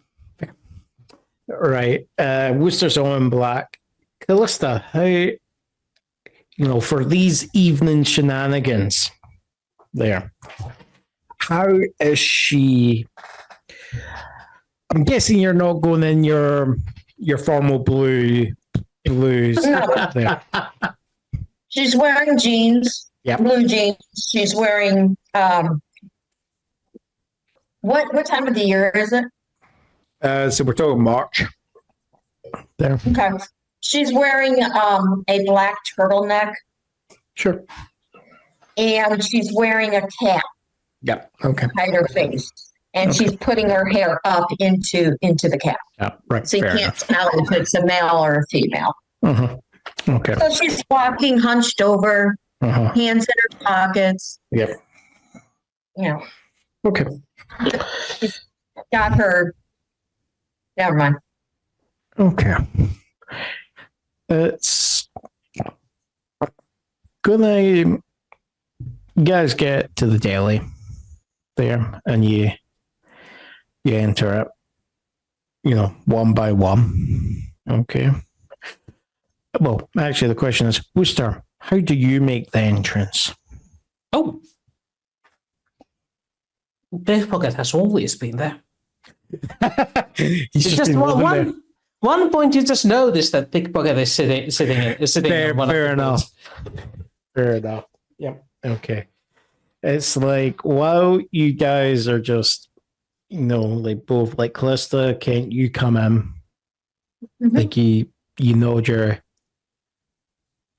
that each and you're going, are we expecting more company? I thought you get, both, Carlos and Dorel come in afterwards, and they're carrying, these big plastic,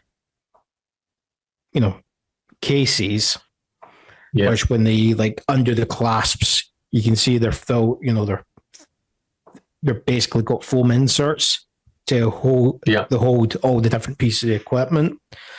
And they're going, well, look, this is what we've got. Okay. Goodies. And they're basically like, look, this is what we can potentially do. This is what we have for you. Because one of the things that they've got is they've got a setup for putting up a thermal camera to kind of point it out from the upstairs window towards the warehouse. Mm-hmm. Okay.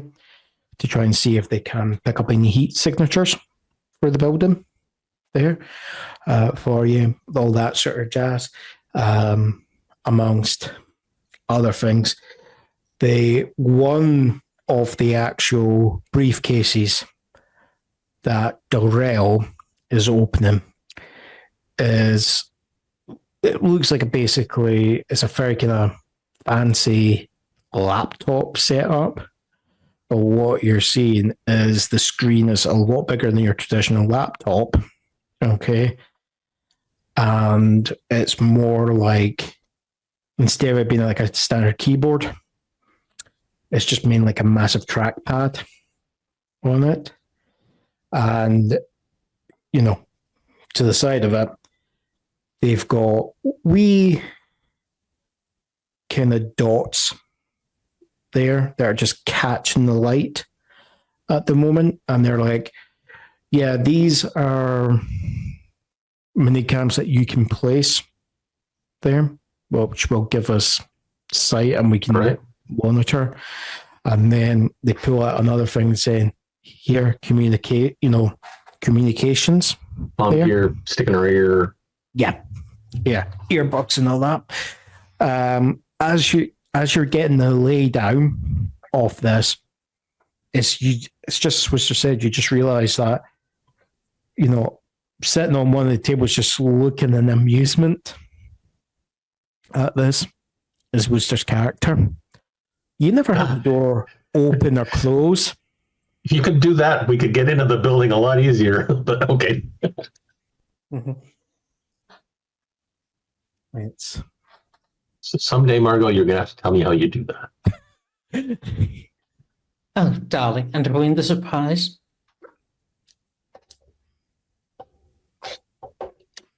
I'm still not sure about this flavor. It's like a part of me likes it, and then another part goes, nope, it doesn't work.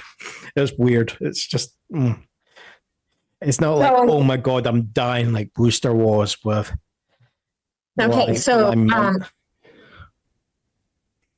Kent, Yes. Your name is not Kent, but it's Kent. Mm-hmm. I have to remember. Anyway, okay. Mm-hmm. Kent, are we going to a Ren fair or something? What's with the cape? It's dark. It's nighttime. You won't. Okay. I don't want to be seen, especially as myself. There. Is that better? Kent. Yes. Kent. No, it's at night he sang to me. Dreams came. Sorry. Okay. Sorry. I digress. So I pull out my phone and I show the blueprints that I screen captured. Yeah. And put it on my phone, and I said, I think logically these, and I point out the strategic entries that we should do depending on the thermal imaging that we're going to get, because we really don't want to be seen. Oh. And so I give my expertise as a tactical trainer from my tactical training. It's so kind of from like the information that the investigators given to you from your own information, you've got a potential point of ingress there, which is this side, through the side gate there, because they've actually monitored it a wee bit, and from their indications, it's not even like anyone goes out there to have a cigarette break. Okay. It's like that end of the warehouse is dead. Okay. Also, are there any cameras pointed in that direction? That's the thing. They've had a look. It looks like this place had never been set up with cameras for the outside. It always seemed to have been just relying on having a high enough gate, high enough fence, and having physical patrols around it there. But whether or not if the security's been upgraded afterwards is another matter. But there's nothing that they've seen. As I said, from both what you've got and the information you've seen, what you've seen of the place, and from what the private detectives have come out with, there's nothing to indicate any changes externally. The only sort of like maybe changes are when they've looked at like the chains and the padlocks, they're brand new. Okay. That's it. They've been changed out for all the rusting ones, brand new padlocks, brand new chains. That's it. Okay. But again, one of the actual pieces of tools, big bolt cutters do come out of a duffel bag. They pull out a duffel bag, they got bolt cutters and all that sort of stuff. Just to mess with them, we'll bring our own identical padlock, but of course it won't use the same key. And if we get a chance to go back out the same way, we'll put that padlock on and let them try and figure out why their keys don't work anymore. Well, it's one way of hiding, how someone's broken in. There. Exactly. Yeah. No, I'll go with that.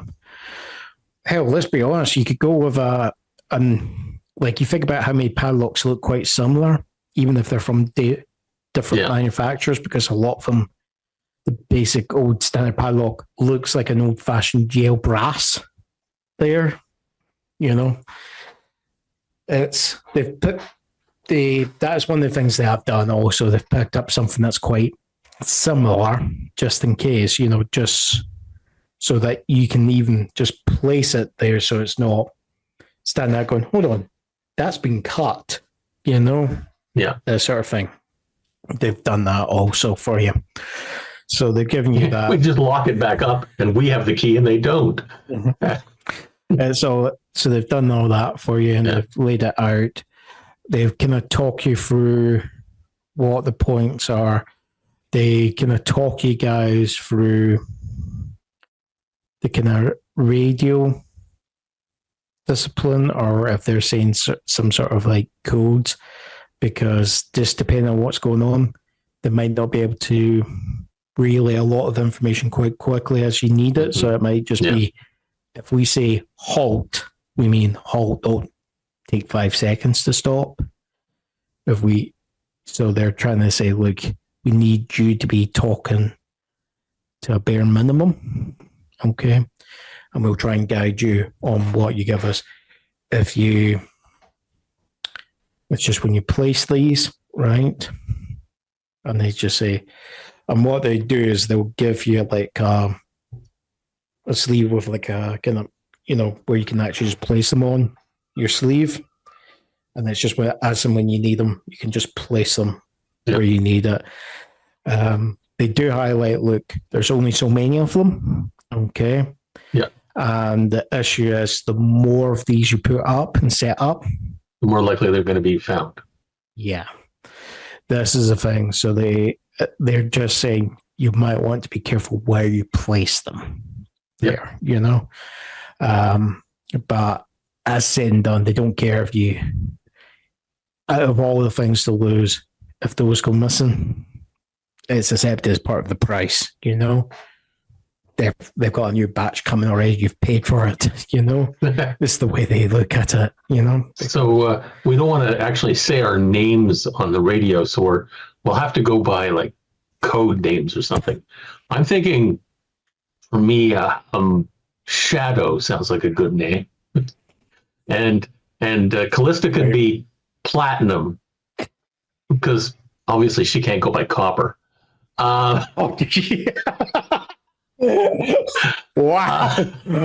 I was wondering where you were going with the plan. I'll give you that. That's good. I knew. That's the thing. It's like Copper. Is he going to call me Copper? No, Platinum. And I don't know. We'll fake it for Wooster. Well, Faye, that's it. We'll call him Faye. No, you call me Blonde.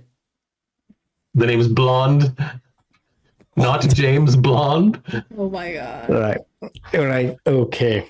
Okay, Blonde. Fine. So you guys talk that bit through. Okay. While you guys are talking that through, okay. Asra. Yes. Okay. It's, of course, by the time they've done that, that's nighttime. Hubert's driven you to Alana's, is that? Anara's house, of course. And, your friends arrive and you all kind of set off, okay, to that. It's just, there's a few checkpoints, but just enough cash passes hands there at certain points, as they're supposed to store said, oh look, we've just received, we're all part of the same bubble there. We're going home there. We've been traveling across country there, and as that story's been said, enough cash is passing hands each time there. And whoever's on the checkpoint, whether that's police or the guardsmen, are just turning a blind eye to it. So you're allowed to progress. And you finally get into, the cemetery where this rave is happening. Okay. And it's like, they slowly but surely lead you to the mausoleum. Okay. And to be honest, you wouldn't know what's going on there. There's nothing to indicate it. There's just a knock. One of them knocks on the door.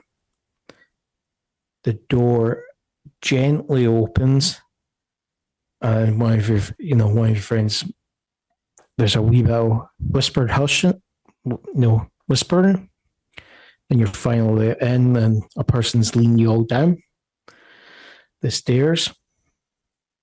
And it's like, it takes a moment, because it looks like whoever's at the leading you in is waiting for something before opening the door that he's just stopped you at.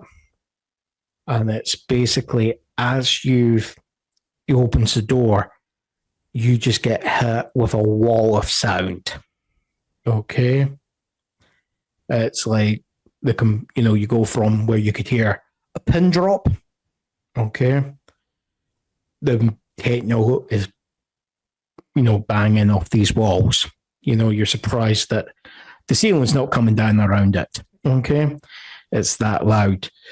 And, you're ushered in quite quickly, and the door, and what you see is a massively, the door is massive. And it's obvious this thing is not part of the original structure, It's been put in to soundproof, help soundproof it. And you can see there's certain modifications done, again, to soundproof it. But you then see in amongst this mausoleum, there is, skeletons lying in slits there, and there's like some people have done up, like there's, in a corner, there's like a skeleton holding a Cosmo glass there and all this sort of stuff. And most likely might be fake skeletons, or concerned that some of the alcoves seem to be empty, they might be the legitimate thing taken. This is a fancy party. Oh yeah, it's so when it's like one of your female friends that she's just coming. Okay, Asra, do you want a drink, or you just want to go dancing there? Let's go up to the bartender, get some music, get something to drink first. Yeah. What's the name of your friend there? And probably wouldn't be dancing like this, like totally like a guy. Sorry. We're just gonna call it Kim. Kim, right.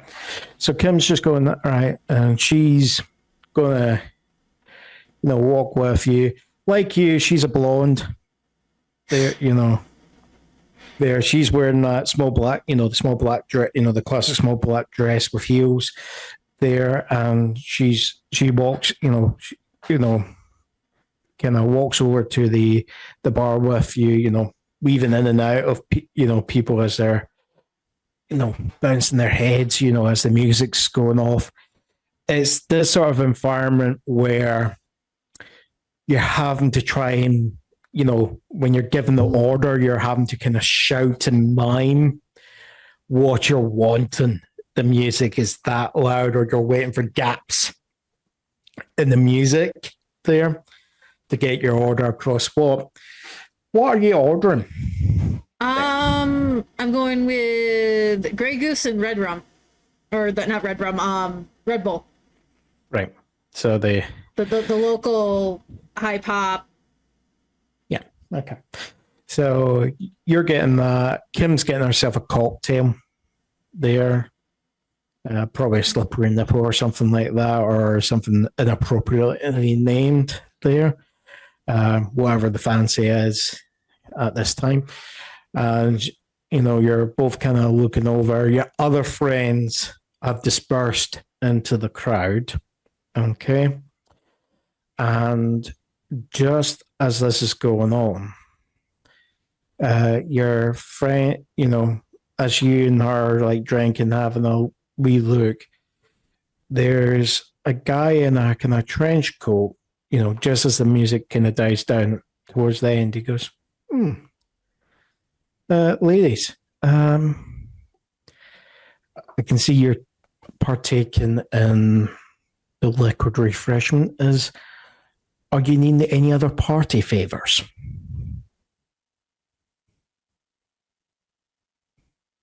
What party favors do you have?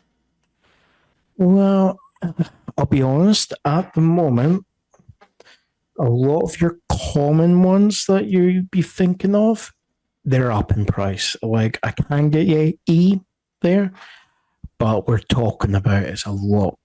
The price is doubled. Okay? There is a new thing we've got. Okay.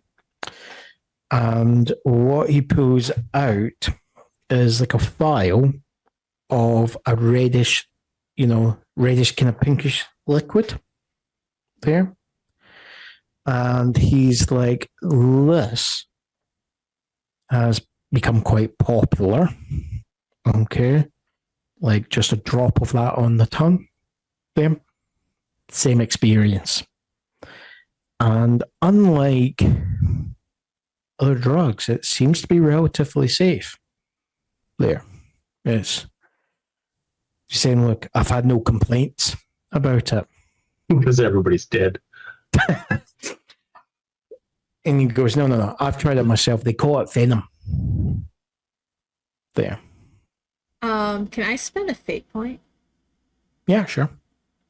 Oh, what is the fate point you're wanting to spend? Exactly. So I'm going to say it is closely resembled to the red pills called Lust. So it's a more of a compound pill versus the liquid form. Right, yeah. Well, he's got one. He's going, just with you saying that, it's like he's going, okay, if you're not for the liquid one, there is a powdered form there, a tablet form of it. It's just not as potent. Okay. Where it still works, it just wears off quicker. Okay.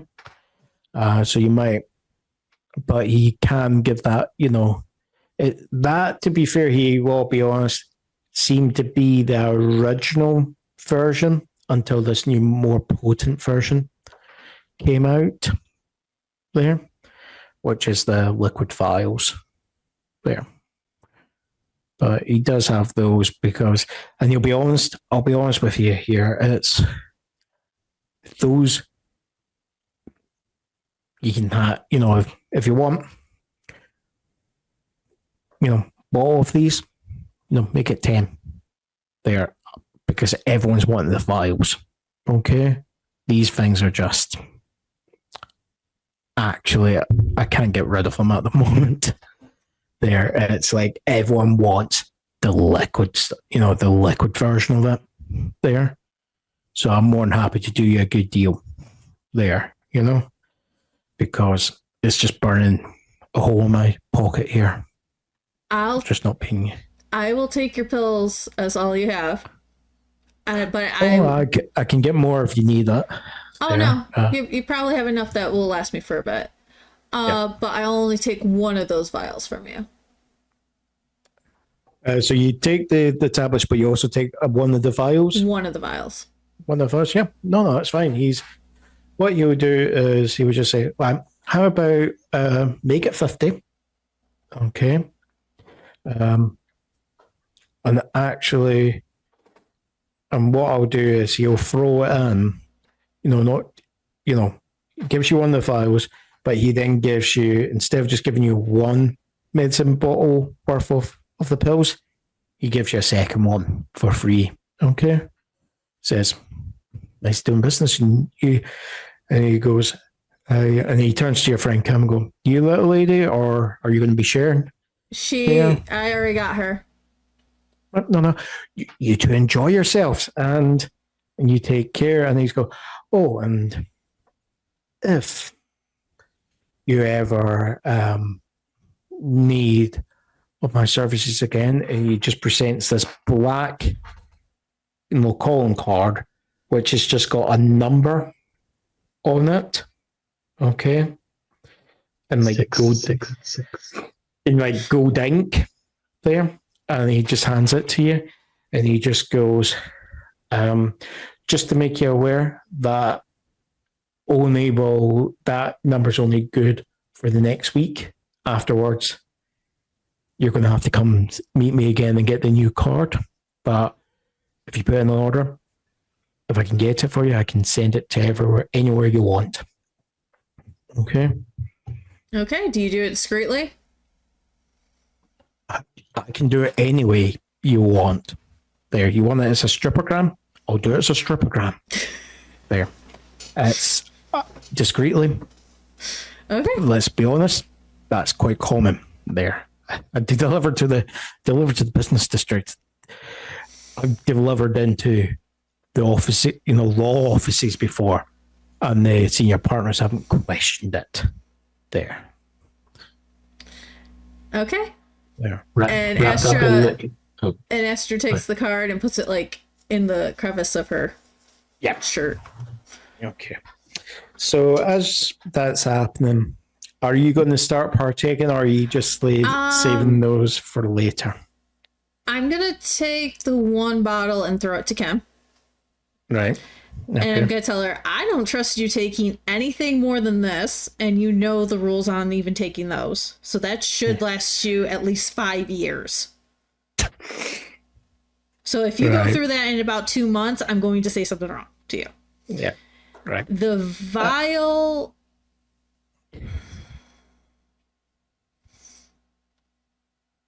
I'm going to hold on to, because it does look like the pills. I can feel safe if I take it, but I don't feel safe if my friend taking it.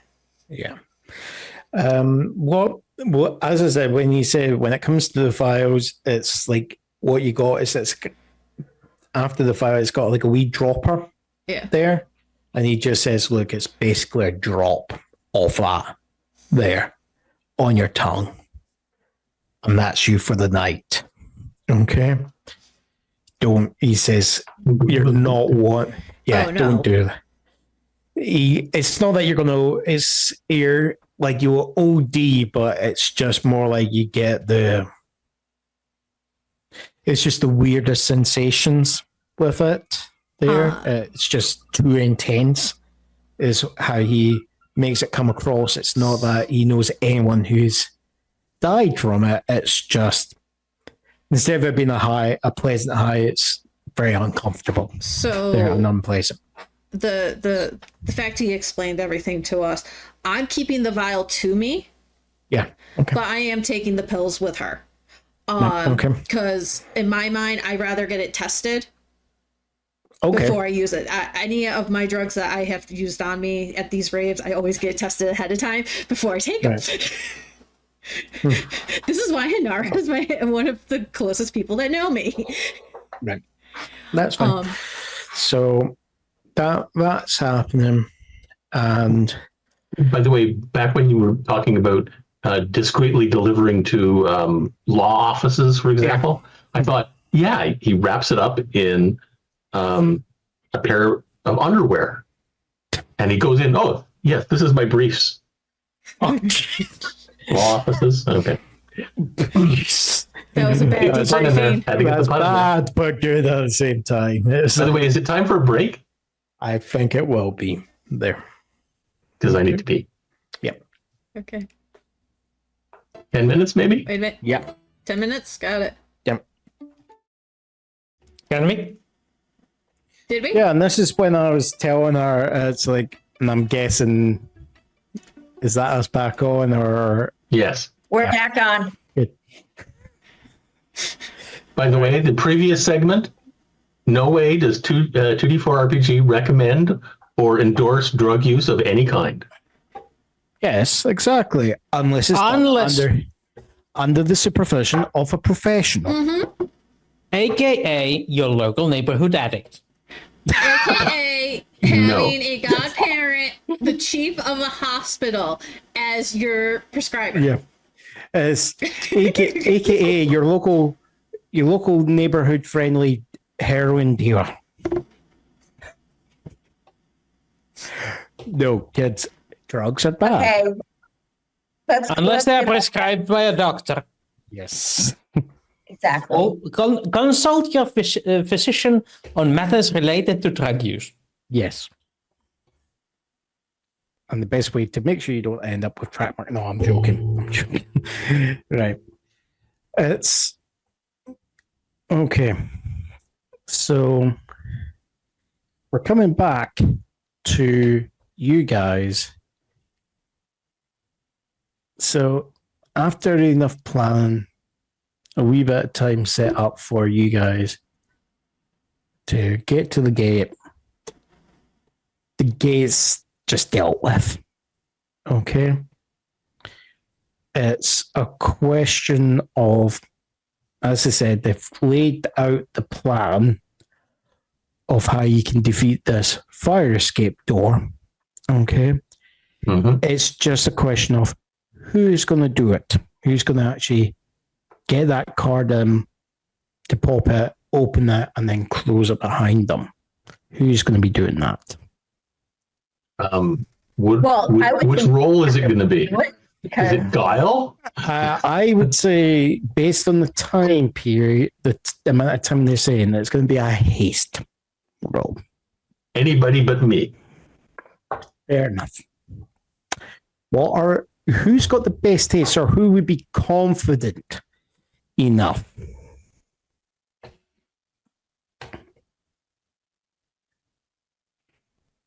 That's my 0.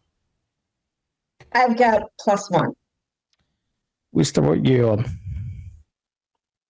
Well, +1. Now, this is the thing. Wooster, Yes. you do have a way of getting past the door. Yes, I do. It's just kind of revealing it's about trying to reveal more of your nature. It's up to you. So,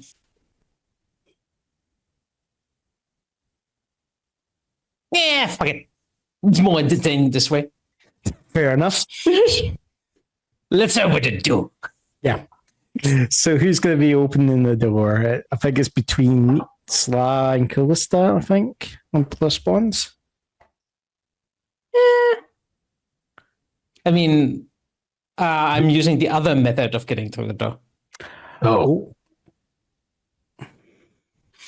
How exactly is Sly going to be doing this? I mean, there's a few different ways. So how does Sly envision him getting through this door? It's very simple. From the other side of the door opens and there's Margot.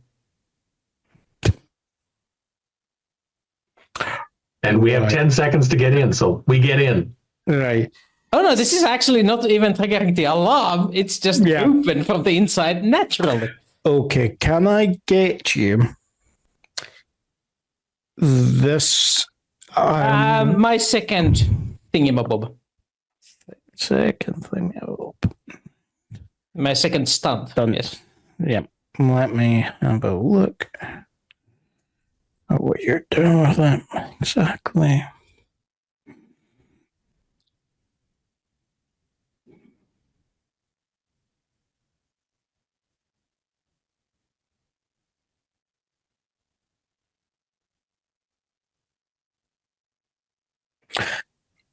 Right.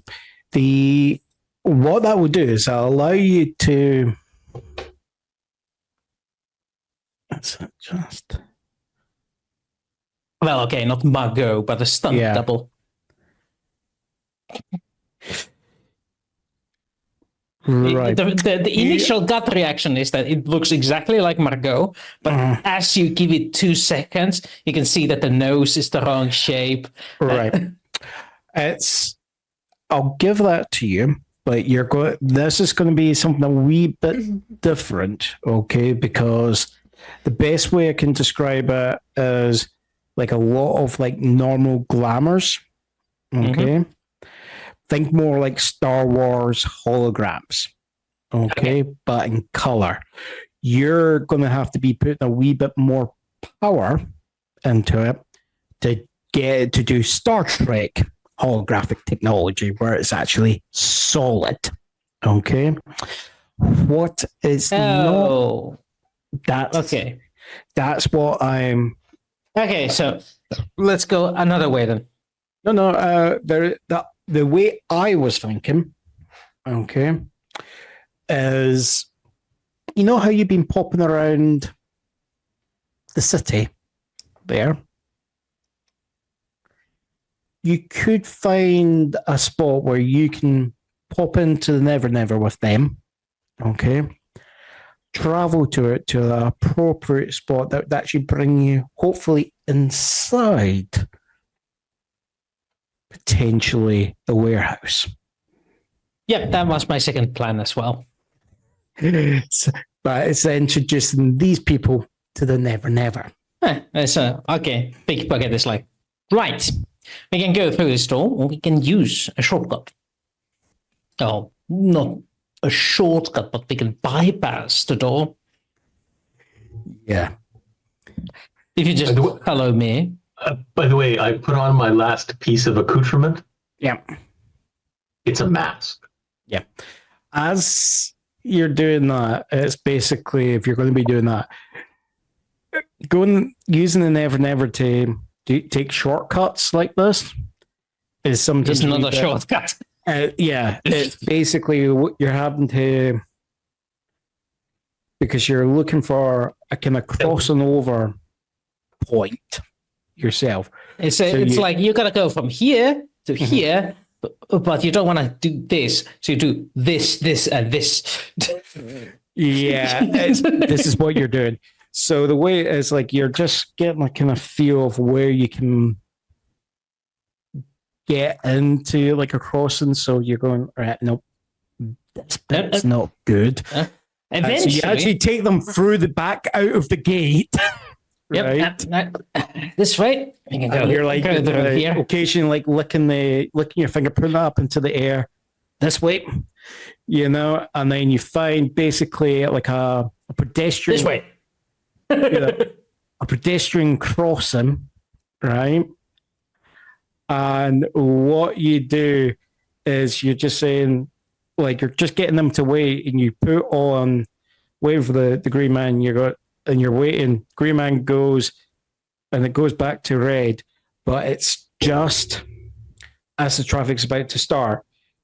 You go forward, but you push the two of them with you out onto the street in front of the onrushing traffic there. And before people even know it, it's like there's a flash, okay? And you're in at a crossroads, okay? But you've got, it's quite a dark environment you're in. Okay. It's the thing, we have night vision goggles. Yeah, but that doesn't help. Yeah, one slight issue. There's no light for the night vision goggles to hold on to. It's not that. It's just for some reason technology doesn't work here. Right, they're completely dark, your night vision goggles. Yeah, it's like... Even your flashlight is good. Yeah, this is the thing. You just find all of that doesn't work. If it works with electricity, it doesn't. Yeah, not here. Welcome to my shortcut. Mm-hmm. Follow me. And then you...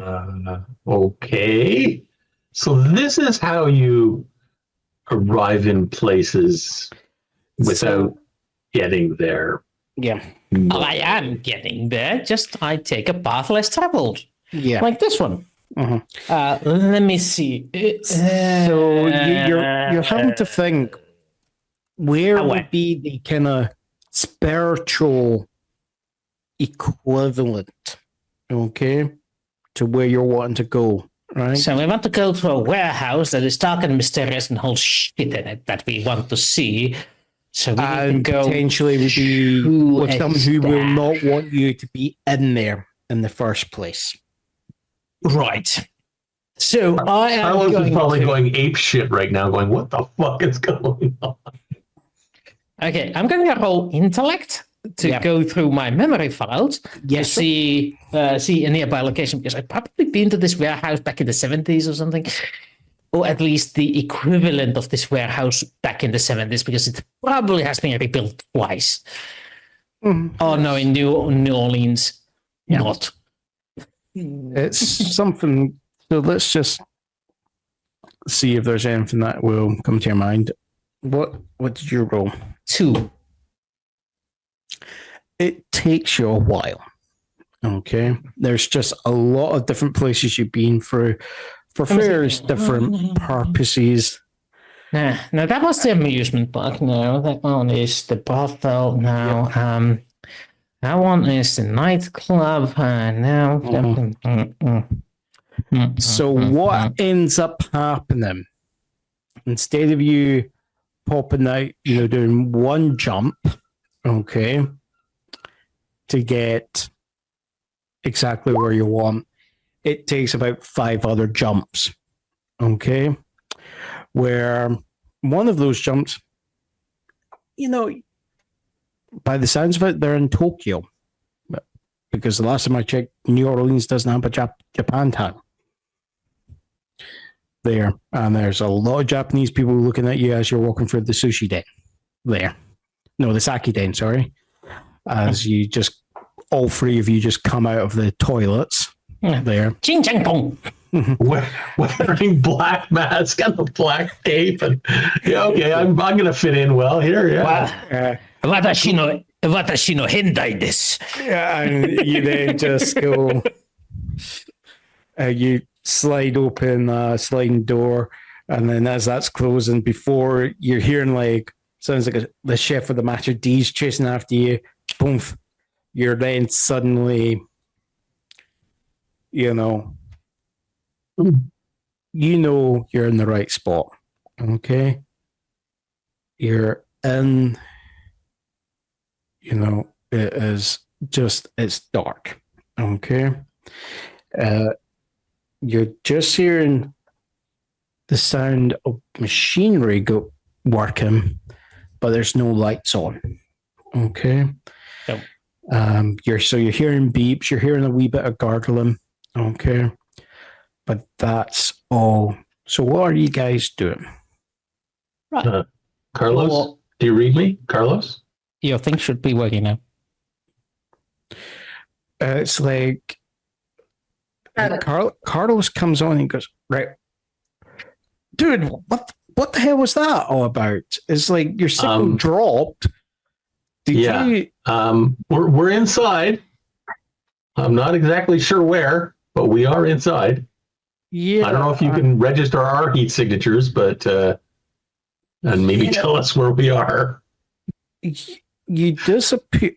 So you moved away. We saw you leave the area without saying a word to us. We lost communications with you, but we suddenly see a heat signature, which assumes you guys. I'm gonna wave my arm like this. Yeah. What the fuck? How? Sewer entrance. We'll talk about that later. Ask Blondie. It's like they right. Oh, right. What do you see?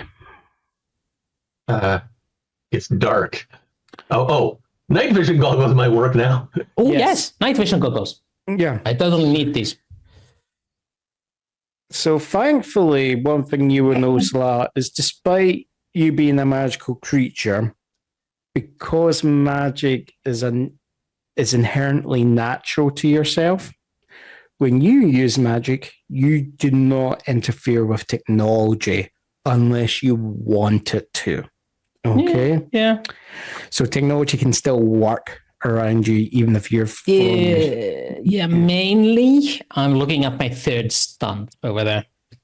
Whereas human practitioners, the issue is it's not that they can't control it, it's just that they're not as experienced in their control of magic, so there's a lot of waste.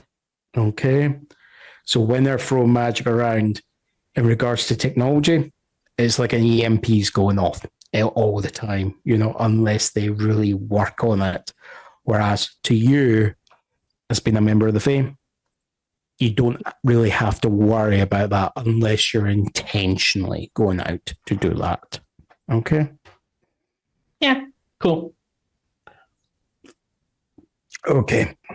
So what are you guys doing? You suddenly find yourself in a warehouse. You've been taken to what appears to be Japan for one stop, a few other places that appear to be nowhere in the US, okay, until you arrive back to where you were. And this is, of course, after he's pushed you into the middle Into of traffic, the road. yes. Yes. So you might be You a got bit some- annoyed. Hey, Margot, you've got some explaining to do later, but that was kind of cool. I know. I am cool. I look around to try and figure out where we are, and I'll report that to Carlos. So what you're going to see, Ken, is you see a row of different types of machinery. Okay, so there seems to be, the best way I can describe it, at one corner, i.e. closer to where you're standing. You ever seen like brewery vats? You know, the big, like the steel stills Yeah. for doing, it looks like those. Okay. And then you're seeing, you know, the actual liquids slowly but surely getting drained off, and it's then going into, you know, into files, being poured into files that are then getting stoppered. Okay. And that they're slowly but surely going down a conveyor belt. Okay. As robotic arms move in and like take entire crates off and all this. Okay. You said into vials, not into like bottles or. No, it's like yeah. So, because you mentioned beer, and I thought, hey, beer. No, this isn't beer. No. It's yeah. I don't know exactly how night vision goggles work, but is there any color? No, it's kind of It's like green. greenish monochrome is the best. Okay. way. Yeah.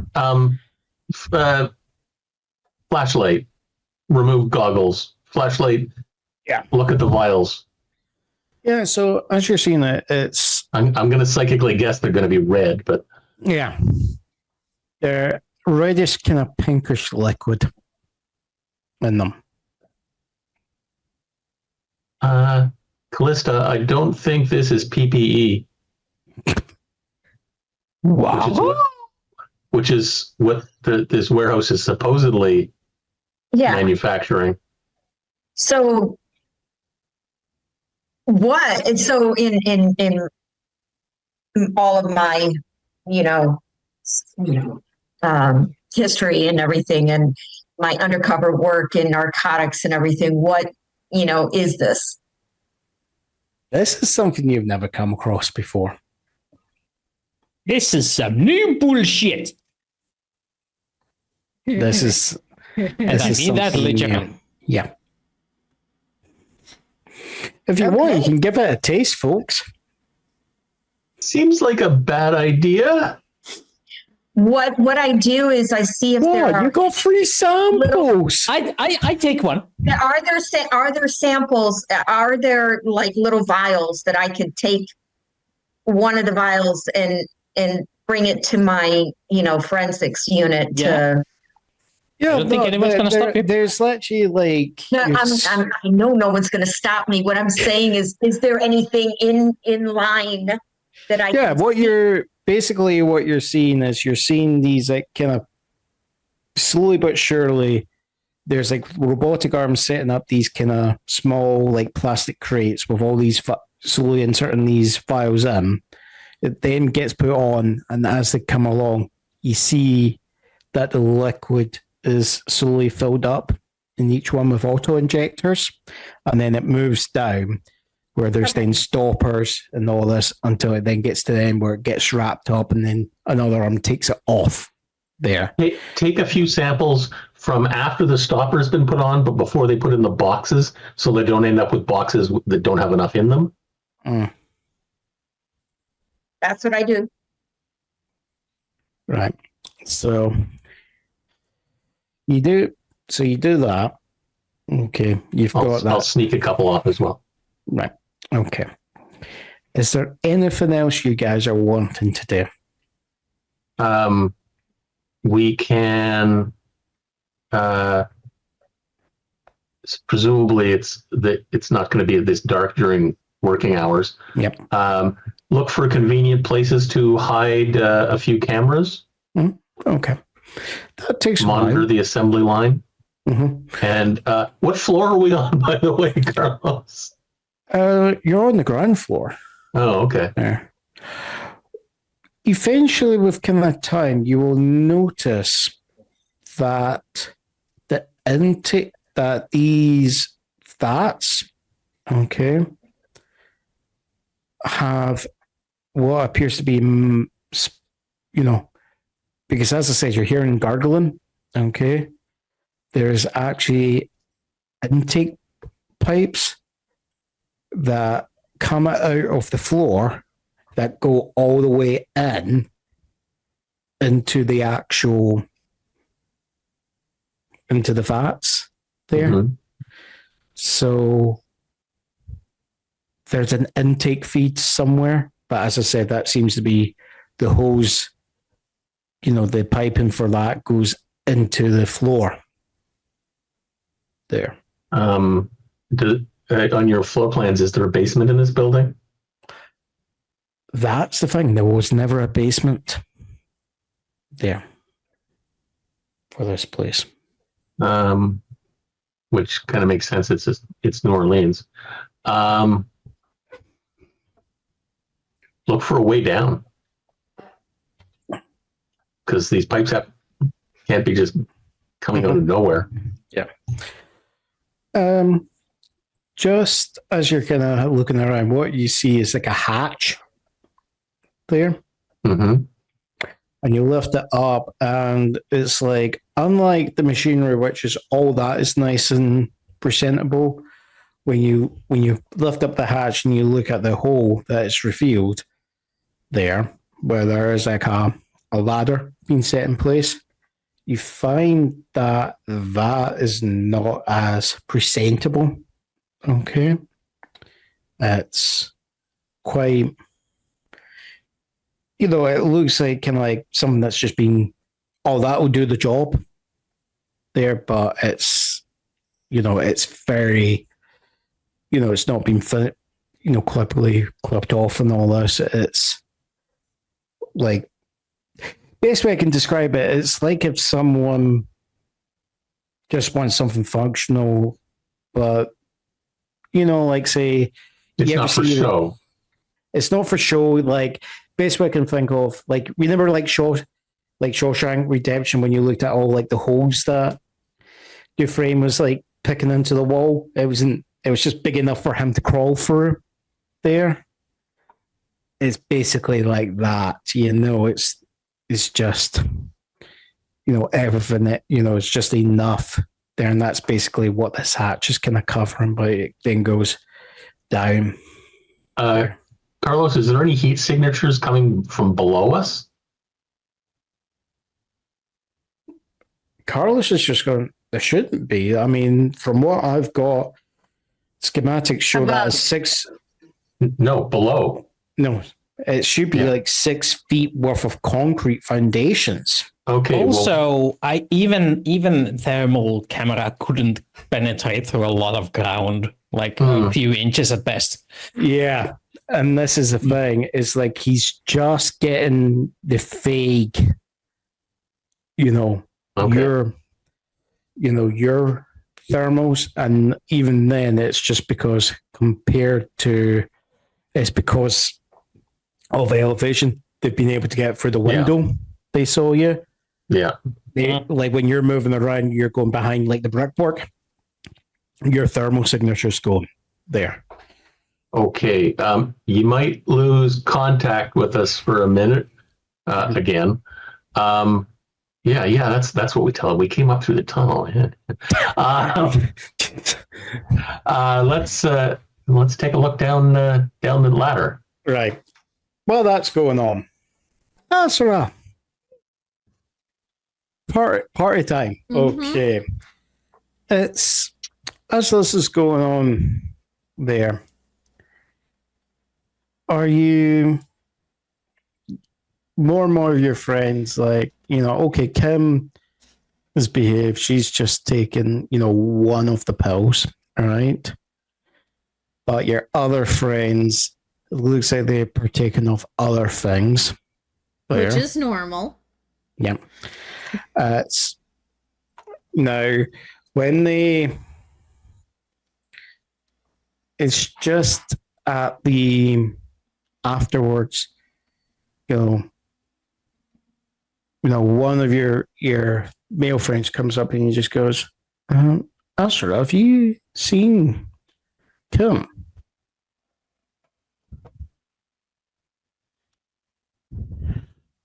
She was just over there?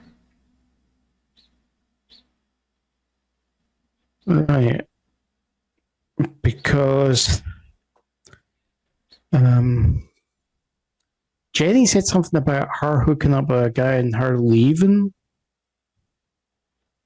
She's been with me the whole entire night. She just went that way to look for the restroom. Right, okay. Okay, probably. Jenny's probably just hallucinating from whatever she's taken there. Now, as he's walking away, I'm going towards the bathrooms because this is where I last saw her. Yeah. So you're going to go into the bathroom there. And you're going to actually give me a focus roll there.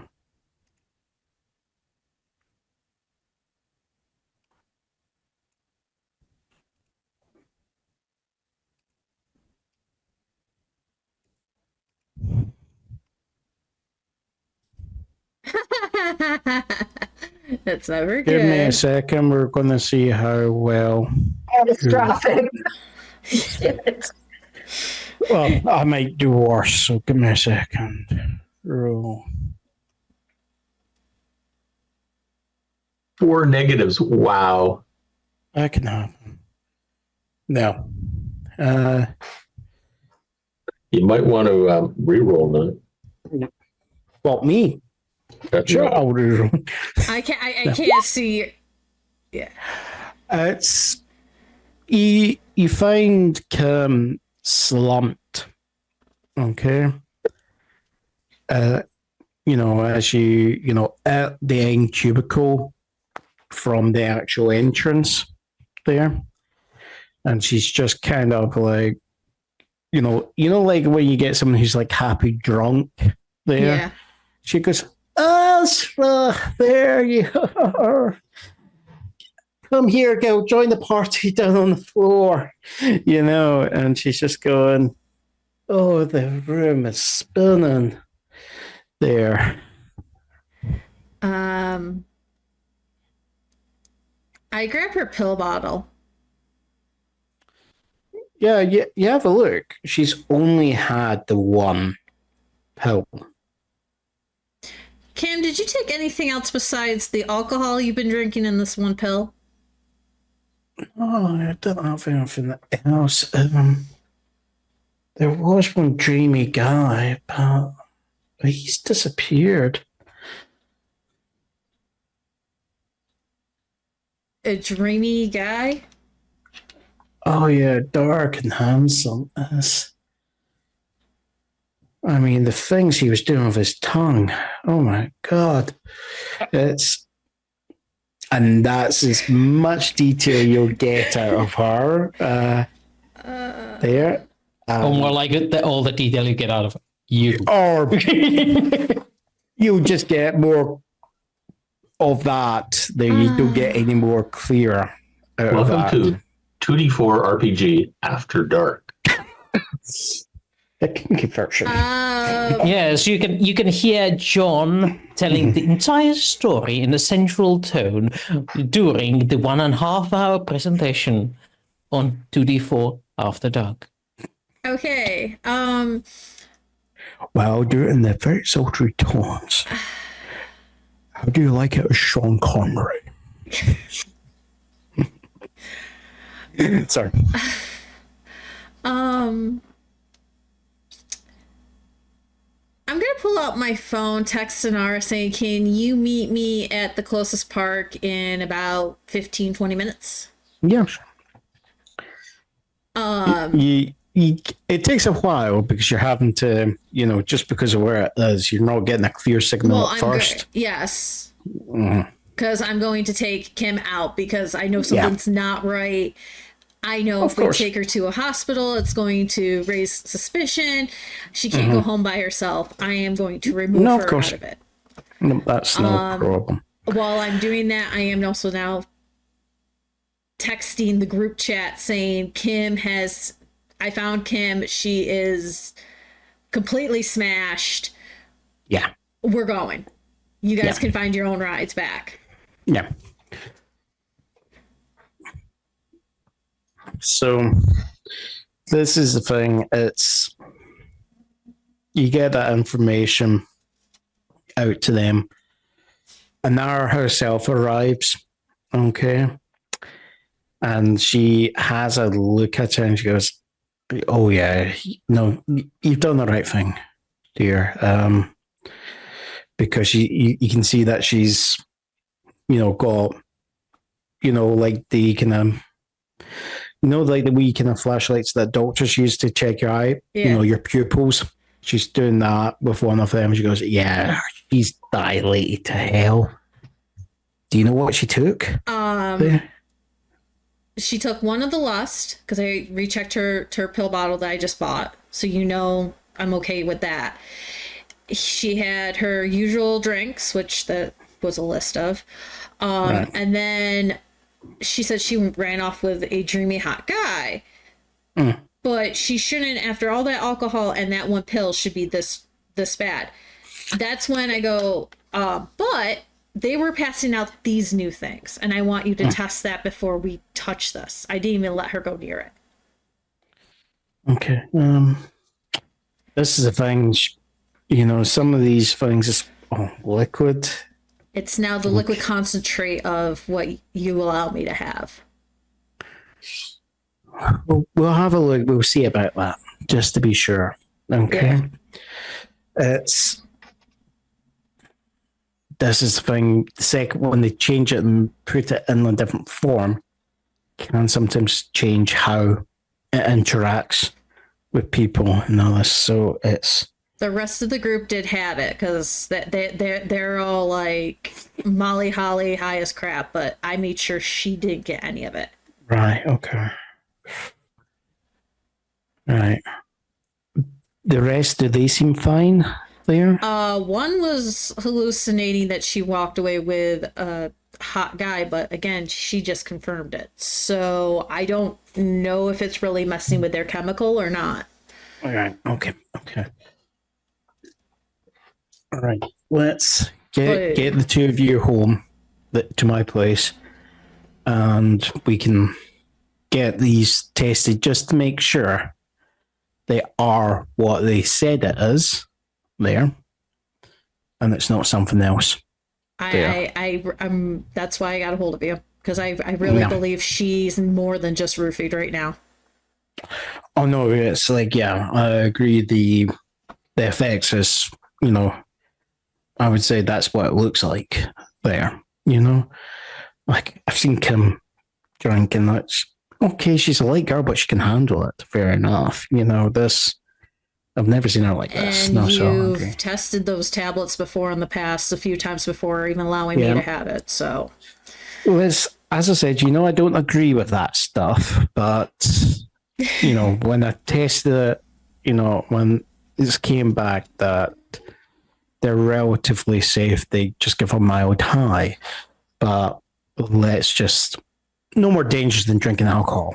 Yes. That's the way the text describe it, but let's get this stuff tested just in case it's something that's being sold as one, but is actually something else instead. And then your hospital will be well ahead of the ODs coming into the ER.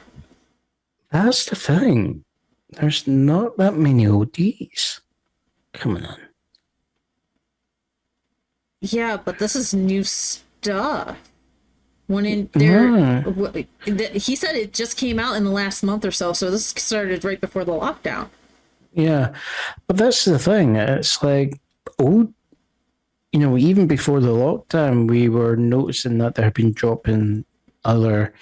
She's saying this as she's putting, Kim, and she's putting Kim into the back seat with you and driving you back to her place. She goes, no, but this is the thing. There's been like the traditional drugs that you think of there, even before the lockdown, there wasn't as many of them being. Seems like there's been a change in the market of what people are wanting. So the ODs from those were dropping. And well, when I started doing the raves about a year or two ago, that's when those pills came out. Remember Lust? Sure. And maybe. Right then and there, we thought maybe there would be an issue. That's why I stayed around everybody in the scenes. Yeah, but this is the thing. It's like, this is the thing. I've yet to hear of any case of an OD on Lust. It's why the police aren't cracking down on it. I thought you told me that they didn't even know about it yet because of this. Because you've been keeping people safe from it. So if there hasn't been a case coming in, what is the new stuff then? Well, this is the thing. The new stuff, that's a different matter. But in regards to what you have given me there, no one's came in suffering from what appears to be an OD or adverse reaction to it. Which, I'll be honest, is weird as hell. Okay? It's even safe drugs like, your migraine tablets. Yeah. Okay? Eventually, there is going to be one person out of millions of takers that will have an adverse reaction and have some form of side effects. Okay?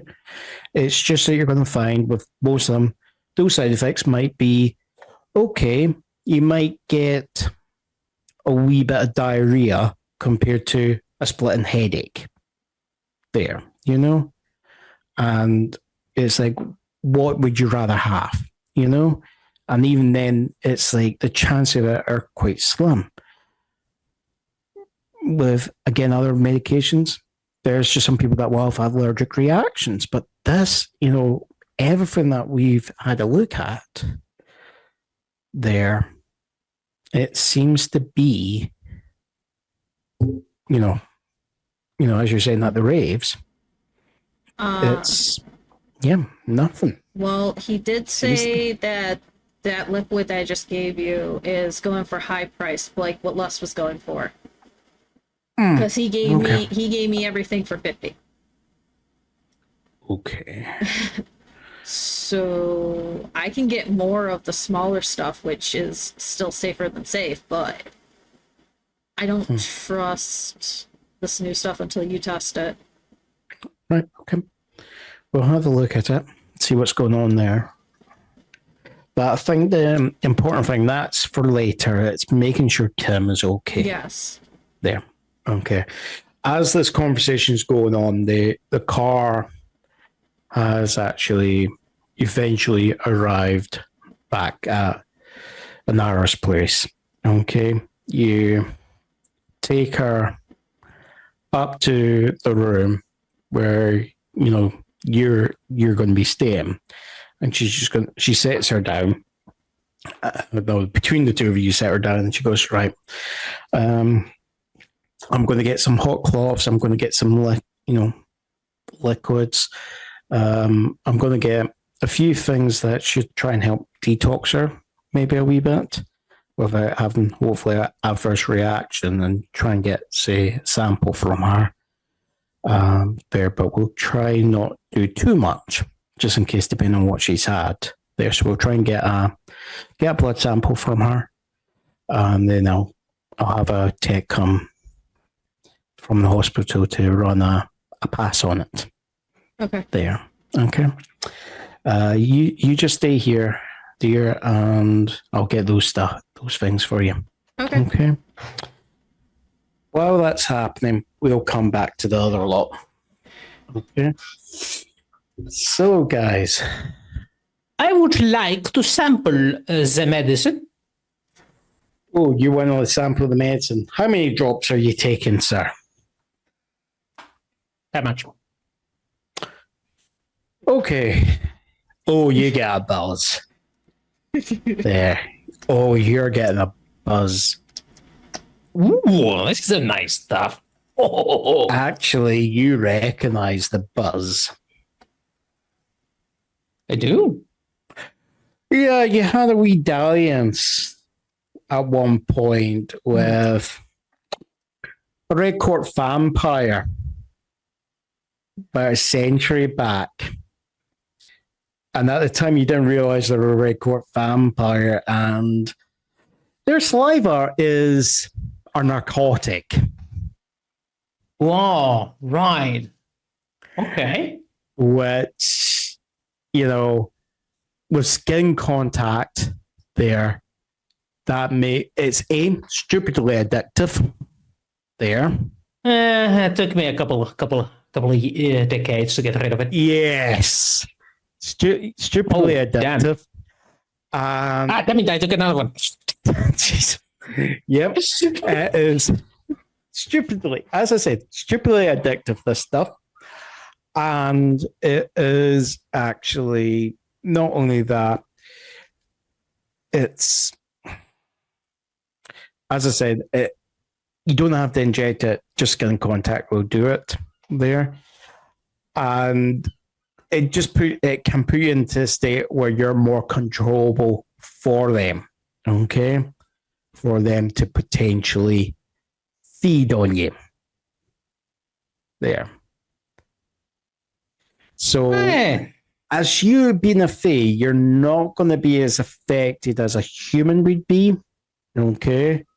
It just gave you it basically gave you a drug addiction, okay? Yeah. Whereas you still had enough of a control of yourself where you wouldn't be knocked out as much like a human would be, but you would have been feeling the cravings there, and it took years for you to go cold turkey off this stuff. Stuff. Oh, yeah, you're starting to feel like the tingling in around your teeth and all that sort of stuff. Right. Well, good news, I know this stuff. Bad news, you don't want to know this stuff. Yeah. Oh, baby. Stunning the head a little. Ooh. Well, right. I guess we better head on. Mm-hmm. So you're walking. So you climb down the ladders. Okay, and the ladder will have went down more than the actual 6 feet. There. Okay, it goes all the way through the concrete. Okay. And it comes into what appears to be more like just an underground cavern there underneath the actual, the warehouse. Mm-hmm. There's a few set into the wall where you come into.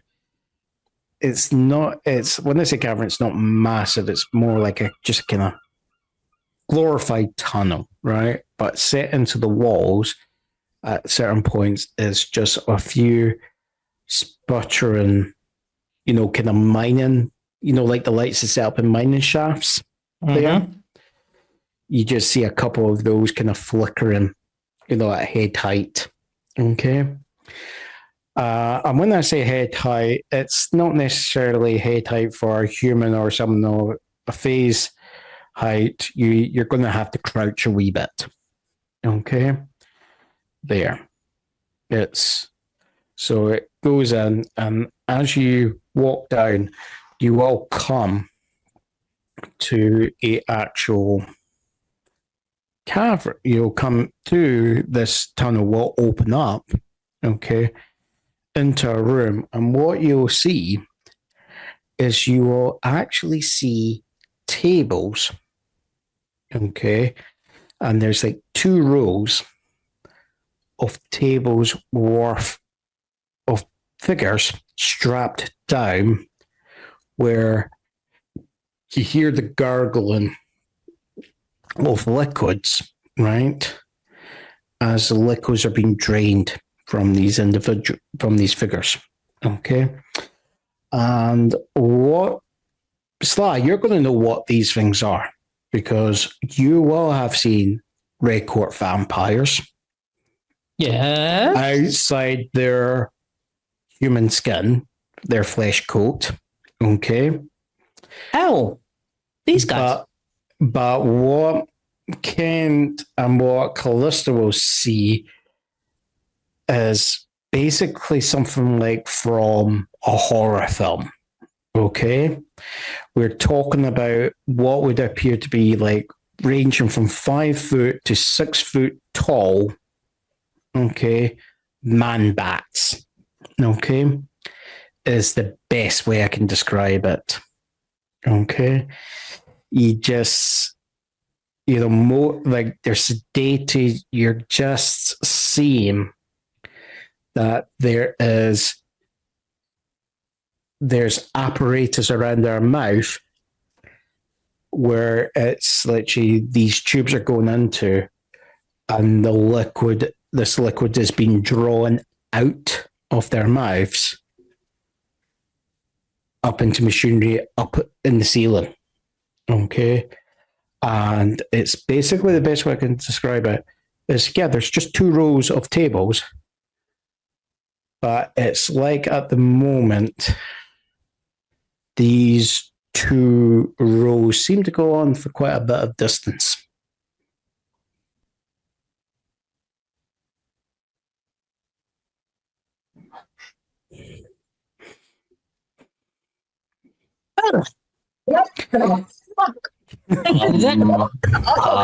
All she says is like, what the fuck is this?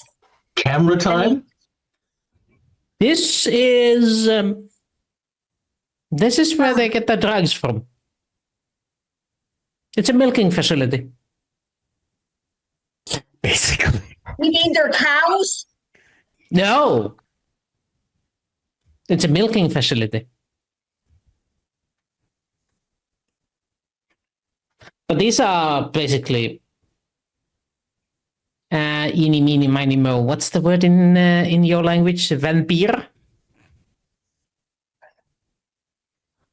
Vampire? Are you saying vampire? Yes. Yes, he's saying vampire. That is correct, yes. A vampire. A lot of them, apparently. Didn't know there were this many. Must have been breeding like heck.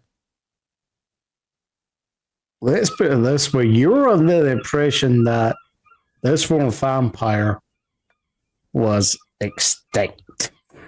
That's what I said. I didn't think there was this many. So even one would be one too many for you. Right. What's the relation to the black coat vampires? So when it comes to vampires, okay, when we're talking about courts, it's not that they're linked species. Okay, it's just vampires are species that will survive on various different means of getting energy, sustaining themselves through the energy of other creatures. Yeah, that's not what I'm asking. I'm asking what is their relationship with black wolf vampires? Oh, the like political relationship you're meaning. Political, tactical, whatever Yeah. in the between the relationship is. Basically, because like generally the courts of vampires, they have similarities there. They don't try to interfere with each other. Okay. Okay, my primary question is why are they extinct? The Red Court there? Yeah. The Red Court are extinct because they pissed off the wrong wizard. Oh, okay. So wizards are the problem. and said Wizard Code High Dresden. This is the story. That douchebag. Yeah. Good drinking fella, but the douchebag. Yeah, they were trying to kill him, and the spell that they set up to kill him, he was able to reverse it to everyone's impression. He killed off the entire species because of it. Turns out there's actually maybe some roots of the species that are not just directly to the Red King, because it was like everyone that died off was everyone that had been descended from the Red King. So it looks like you've maybe come across a branch of the Red Court here that was not descended from him there. Which means there was somebody above the Red King. Or sibling? It's a disconnected branch there. Mm-hmm. Okay. Right. So at this point, Big Bucket takes out the phone and brr, brr, Asra's dad. yep, Alistair answers. Oh yeah. What are you calling about? Question. Do you consider the red coat vampires as a protected species? What the fuck are you talking about, Sla? Protected species. Yeah, they're dead. No, I'm looking. Just agree with them. They're dead, and then we can make it true. I'm looking at about 125 of them. Nope. Make that 78. My miscalculation. Doubled twice for some other reason. What do you mean that you have seen Red Court vampires? The Red King is dead. The entire line of them. Shut up! Yeah. I ain't saying that I have seen them. I am saying I am seeing them in the present. Listen, I'm a fae. I don't use time denominations in poor taste.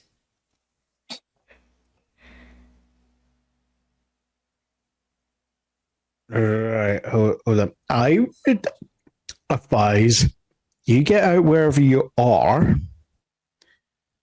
and I'm going to have to make some new calculations for some of my plans for the city, because I was not taking that into consideration because I thought they were off the board.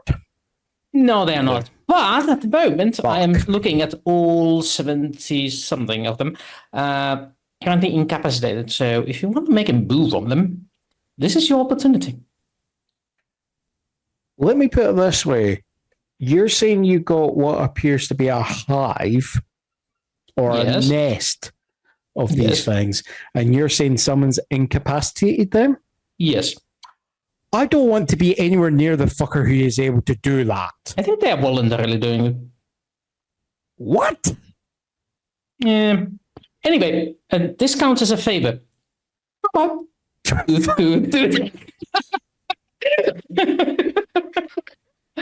You're getting sorry about that. You're getting texts back going, what the fuck? What do you mean a favor? I didn't ask for this. I didn't need to know. It's like just text cascade. Reply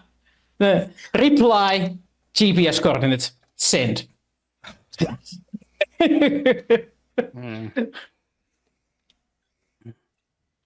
Oh, he'll calm down soon enough. Yeah, he'll understand this was a favor, because if he didn't know about this, and now he does, he definitely knows it's a favor.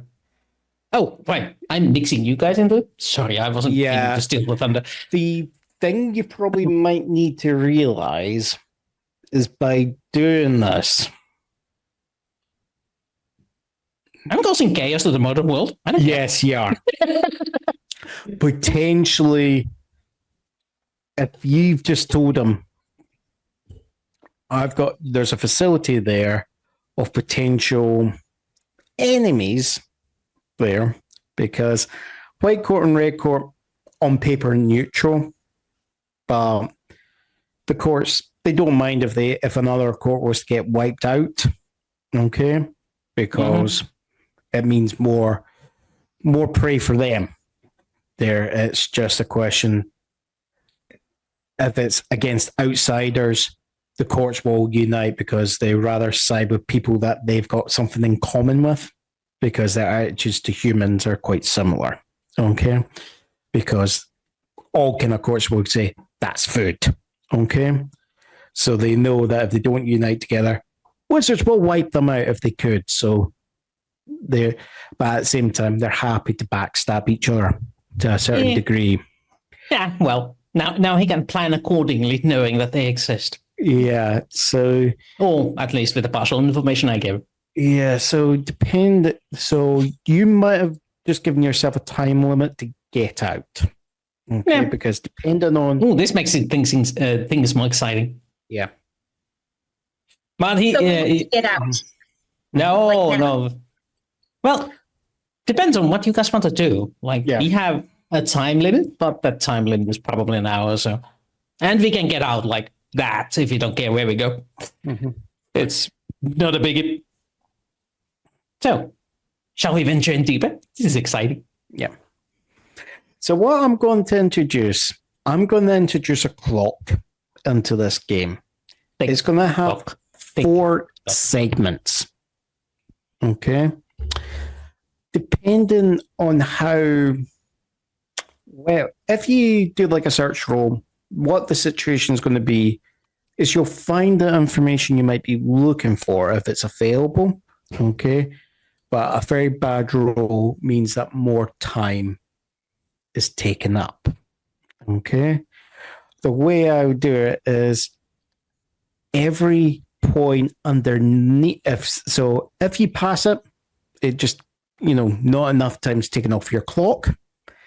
If you fail, and for every point underneath the target I give you to search for it, that's how many segments you lose. Okay. And then it's like you having to deal with it. So as I said, 4 segments. Okay. So you can either do it all in one roll and lose badly if you get a -4. And the response is a lot quicker. Okay. Or it's done. It's up to yourselves how you want to approach this. There. Fair enough.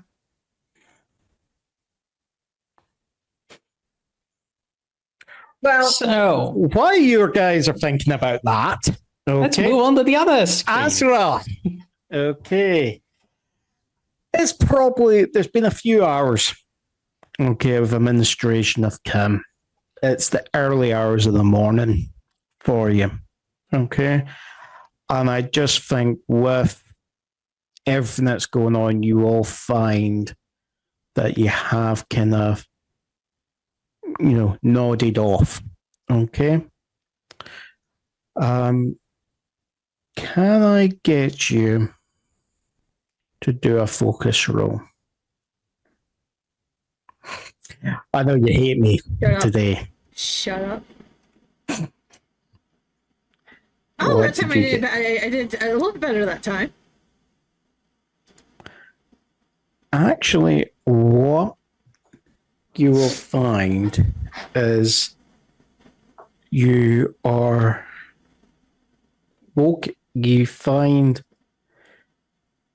wake up Excuse me. and you probably just, you're kind of sitting in the chair beside the bed. I mean, you've just dozed off.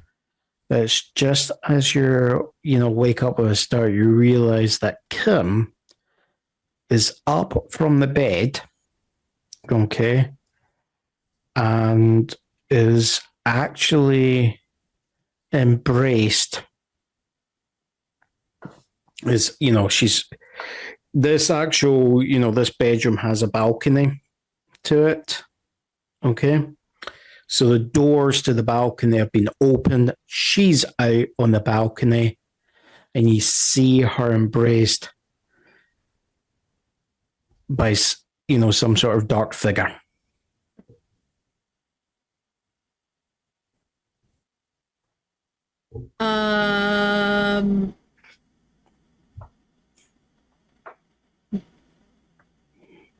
I'm guessing the figure does not see me yet.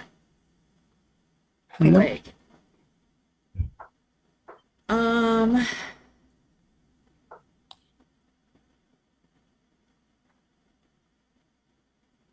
How do you react?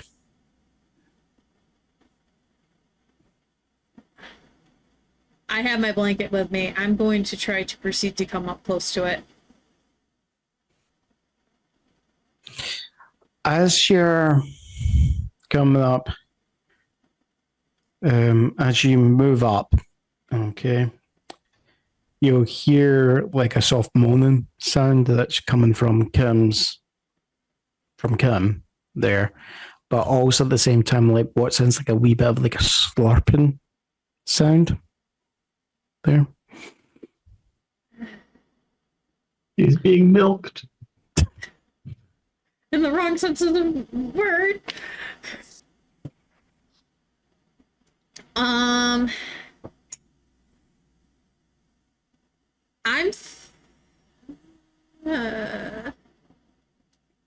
kind of grossed out by this, but at the same time, I'm like kind of intrigued by it. I don't know why.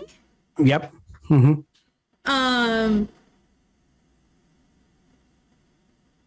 But at the same point, I know this window, I know this balcony. There's no way someone can get up this high on this side. Yeah. That's the reason why my balcony is on this side of the house. Yep. So with my blanket, I am literally going to throw it over Kim to pull her back into the room. It's okay. Give me a haste roll, please. And this is going to be contested. There.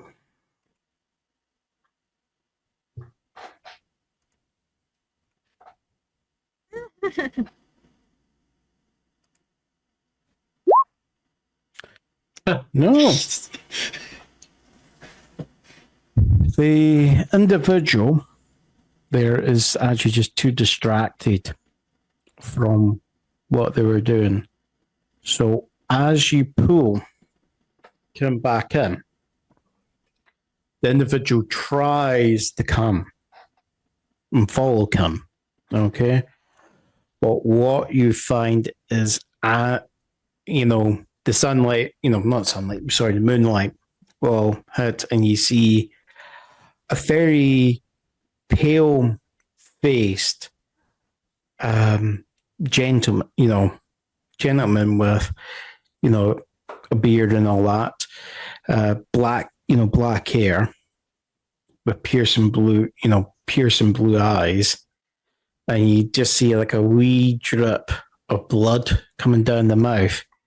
You'll go and you just see him like he's just hit a physical wall there where the entry is.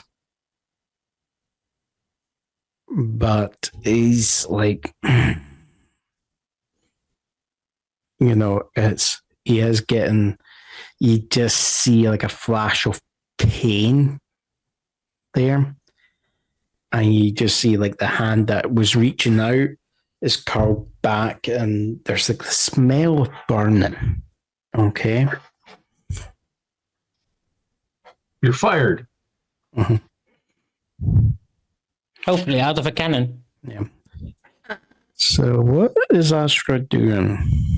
Well, Astra does quickly look down at Kim for a flash, but looks back up at the creature and goes, I'm not the owner of the house. Go away. He just... He just goes, I'll have fun later. And you just see him walk backwards, steps onto the railing, and you just see like he's kind of cradling the other hand, and you just go, And you just see him like sniff the air for a moment, and he goes, interesting.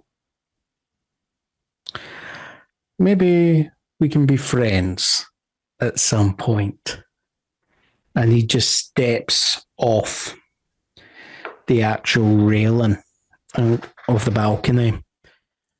And instead of just like falling down, you know, like I know, it's like he falls, but it's also, it seems like it's done in slow motion.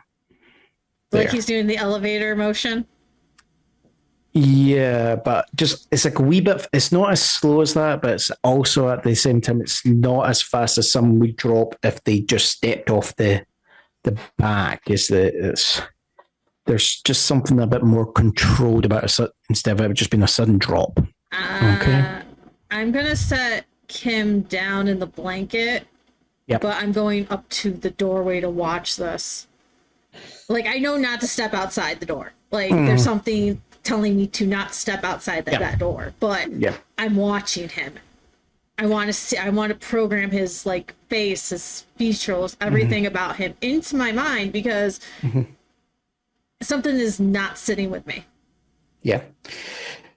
You just see the individual. They're walking away there, and then they just pause, turns, looks up, and just smiles, and he just goes at you, and then it's like just takes, you know, goes around the corner and you lose sight of him there. I'm gonna now go back to Kim and at the same point scream for my godparent. Yeah.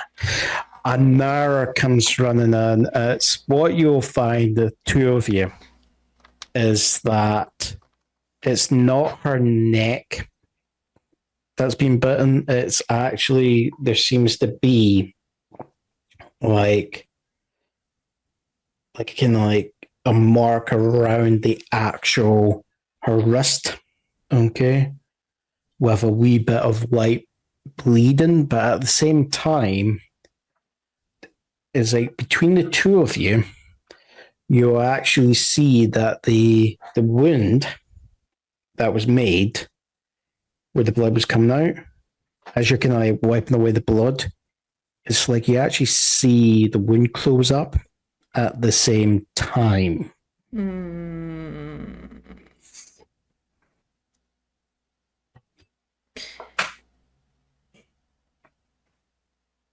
That's not normal.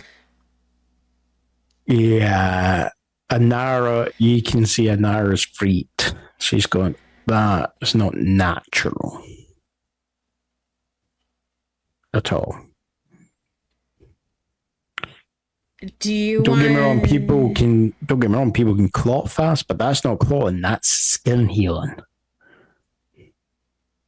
Do you want to call your group of friends here and I'll take her down to the basement? What happened? Well, why don't we carry her down to the operation room that you have in your apartment first, and I will explain as we go. Yeah. So, yeah, your godmother has a slight, she does have a room set aside for more dubious things there. There's a reason why she's one of your godparents, you know? She's never explained why she has what is classed, you know, what would be seen as a world-class, you know, operating room in her own private abode. She just does. There. Get used to it. There. But as that's happening, I'm just looking at the time. I think this is where we're going to leave this episode on a wee bit of a cliffhanger. As opposed to last week when we left it on a cliff. Yeah. Okay, it is back on banter. Yes, she should have been named Lucy. No, no, my friend is not loosey goosey. Thank you very much. No, that was a Dracula reference. I know that it was a Dracula reference, but I had to make the other reference because she was found in the bathroom. Mhm. Yeah. It's Okay. It's nice throwing in Dracula references there. The Dracula references, they suck. We're done. We're done with we're now in banter mode again. Yes, we are. Though I'm not going to surprise you. I do have a question. I don't understand what you mean about the time and the roles and the and the search and everything. I really didn't understand that. So what I was meaning is I would be setting up a clock. Okay, it's basically, you know how some people like in D&D, like when Carlos says, "Oh, you have so many, you have to get 3 out of 5 good rolls as a group to succeed on." Teacher. Mm-hmm. Can I try to explain this? Yeah. Basically, he's telling us that we have limited amount of time. He gives us 4 time units, and we can use those time units on anything. But the more time we use on one roll, the bigger bonus we get on that roll. But also, less we have available. If we succeed the roll, it doesn't take any time. But if we fail the roll, we lose the time units equal to the amount we failed it by. Yes, that's what I was doing. Yeah. Okay. So it's basically a countdown. Okay. So if that got to 0, final countdown, you're going to find yourself that you're not getting out, scot-free from the place. So you can just leave right there, okay, and get out, no issue. I am going to put that on the table, okay? That option is available for you. You guys can look into it and investigate further, try and see if you get more information. But the more detailed the thing you're looking for, the higher the difficulty is going to be, right? And from that, I think our easiest solution involves 1 letter and 1 number. What's that? C4. The traditional god slaying option. I blew up. God, it disappeared. John disappeared. What did I just do? Right. Now we GM. No, C4. Now we go as background. Yep. What the? But we don't have a John. Yep. Hold on. Let me turn off my background because sometimes. What? Now he's lost his camera. Yeah. What? I think we're That's the video card. Oh no. No, it's like it's not picking up the. But at least this time it was at the end of the stream. Yes. Yes. No, it's not my internet connection. I just accidentally nudged the cable for the camera, and it's like suddenly Zoom's not detecting my camera. Sure you did. Nudge, nudge, wink, wink. Say no more, say no more. I did. I shouldn't be. God, it's my ADD. I sometimes will just butcher with things. Exactly, Froggy. Exactly. We finished the session. Yes. So that's the important thing. Is it totally? Yes. Yeah. At least I finished. That's the important thing. Ah, yes. Yeah. Having interrupt us is not fun. Yes, I am trying to do an innuendo there, What innuendo? I didn't get it. Mm-hmm. okay. Yeah. So, no. So how did you guys enjoy that session? Oh, I did. Mm-hmm. I did. I'm not overly drug stuff, but call me old fashioned. What's it with the... You're not comfortable with the... All this drug stuff. Right, fair enough. So the reason Yeah. why I think you gotta look at it. So you've got the courts now. They're gonna have to find ways to get their fixes some way, somehow. So the best way to do it would be introducing some form of drug into the rave scenes to amplify that stuff versus some of them going for other things, because again, the red court feeds off of a different type of thing than the white court. White court's mostly lust. Yeah, red court are blood drinkers. Okay. But as I said, basically the saliva for them is basically, it's a sedative, but it's also addictive at the same time. So, with skin contact, it makes the victim potentially pliable, and with a red court vampire who's disciplined, they can feed more, hundreds of times off the same victim there. They don't need to drain them in one sitting there. They could just take enough just to pass what their thirst and just let them be. And basically, as I said, their victims are like basically drug addicts. They keep coming back to get bit there at the same time. So it's, and again, some of the issue is just like just the way people, the way they act is a lot of people think, oh, they went off the deep end. They just got involved in drugs and all this and disappeared. There. Well, if you kind of look at it, if the red court is distinguished, if they're going to try to come back, they're going to mirror another court. It's easy for the white court to make a synthetic drug that amplifies the lust effect on people to be able to feed quicker, so they don't have to end up potentially killing off people. So why couldn't a red court person do the same thing? The white court already do it. It's called pornography. No, it's confirmed in the series.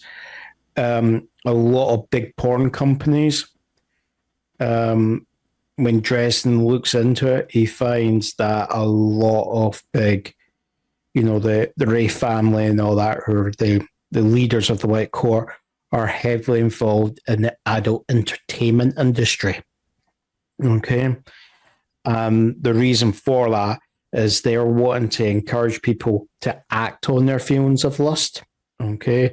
They want them to have promiscuous relationships, not actually they don't want people to settle down in, faithful monogamous relationships, because that then means, because if someone is truly faithful to someone, they're not a potential victim.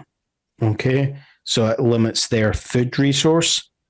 So they're wanting to try and maximize their food resource. So by making people, more promiscuous, changing people's attitude to sex there, they will do it. Okay. Froggy does have a question. Do blood drinking vampires prefer free prey addicts over a herd of cattle? # prisoners.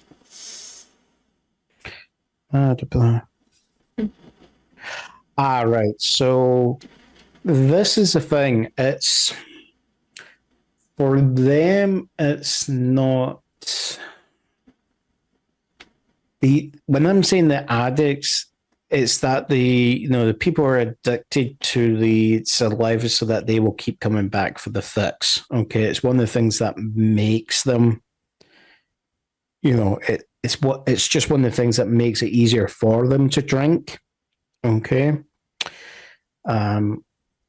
Because it makes it easier for them to kind of disguise how they're attacking people. Same with like white court, like black courts are obvious because they look like zombies because they're rotting bodies, they're ripping someone's throat out, and it's the fact that they're killing that person, the life force from that person as it leaves the body, basically feeds their demon. Okay. And of course, by doing that, that creates another Black Court vampire rinse and repeat. So basically, Black Court vampires feed by killing people. Okay.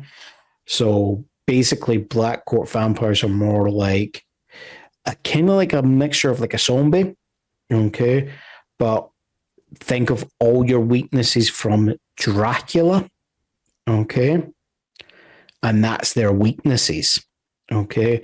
And it turns out that Bram Stoker was inspired by someone to write Dracula to try and wipe out the Black Court.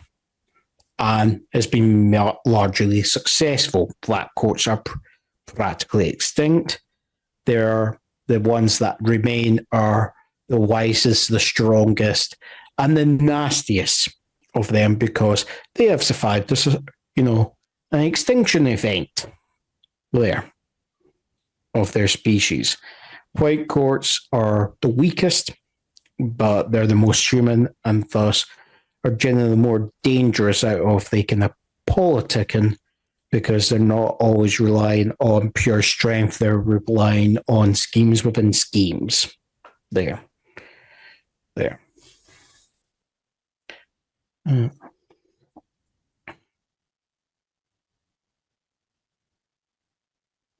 All this scheming. The Black Court fiend practice doesn't sound sustainable in the long run. That's one of the things that kind of makes them dangerous because if they're not dealt with, they quickly expand. But again, a lot of other powers don't want them to become that powerful. So basically other groups like, say, wizards and all that, or even other groups are happy in hunting them down there, because basically having a nest of Black Courts in your backyard is not a safe way for you to have any sort of arrangement going on because it's just going to lead to a lot of bodies and basically what would be classed as an epidemic. So no, that's the reason why they're being controlled is a lot of other powers in the supernatural world were already kind of keeping them cold to a degree, but it was just with Bram Stoker's Dracula, it put all the information in the hand of mortals at the same time. So it just increased the amount of people that had the knowledge of how to bloody kill them. So it just made it more, it made it increase the amount of them that were dying there. Okay, can I answer the next question Froggy has? Yeah. Do vampires hunt other vampires? That would be more of a yes and a no? So the answer is yes. Yeah. If it's yes, it is fully yes, even if there is a no in somewhere there. Well, yeah. This is a thing. It's not that they might hunt each other. As I said, they are potential, like say White Court vampires. Houses of White Court vampires will fight amongst each other. Okay.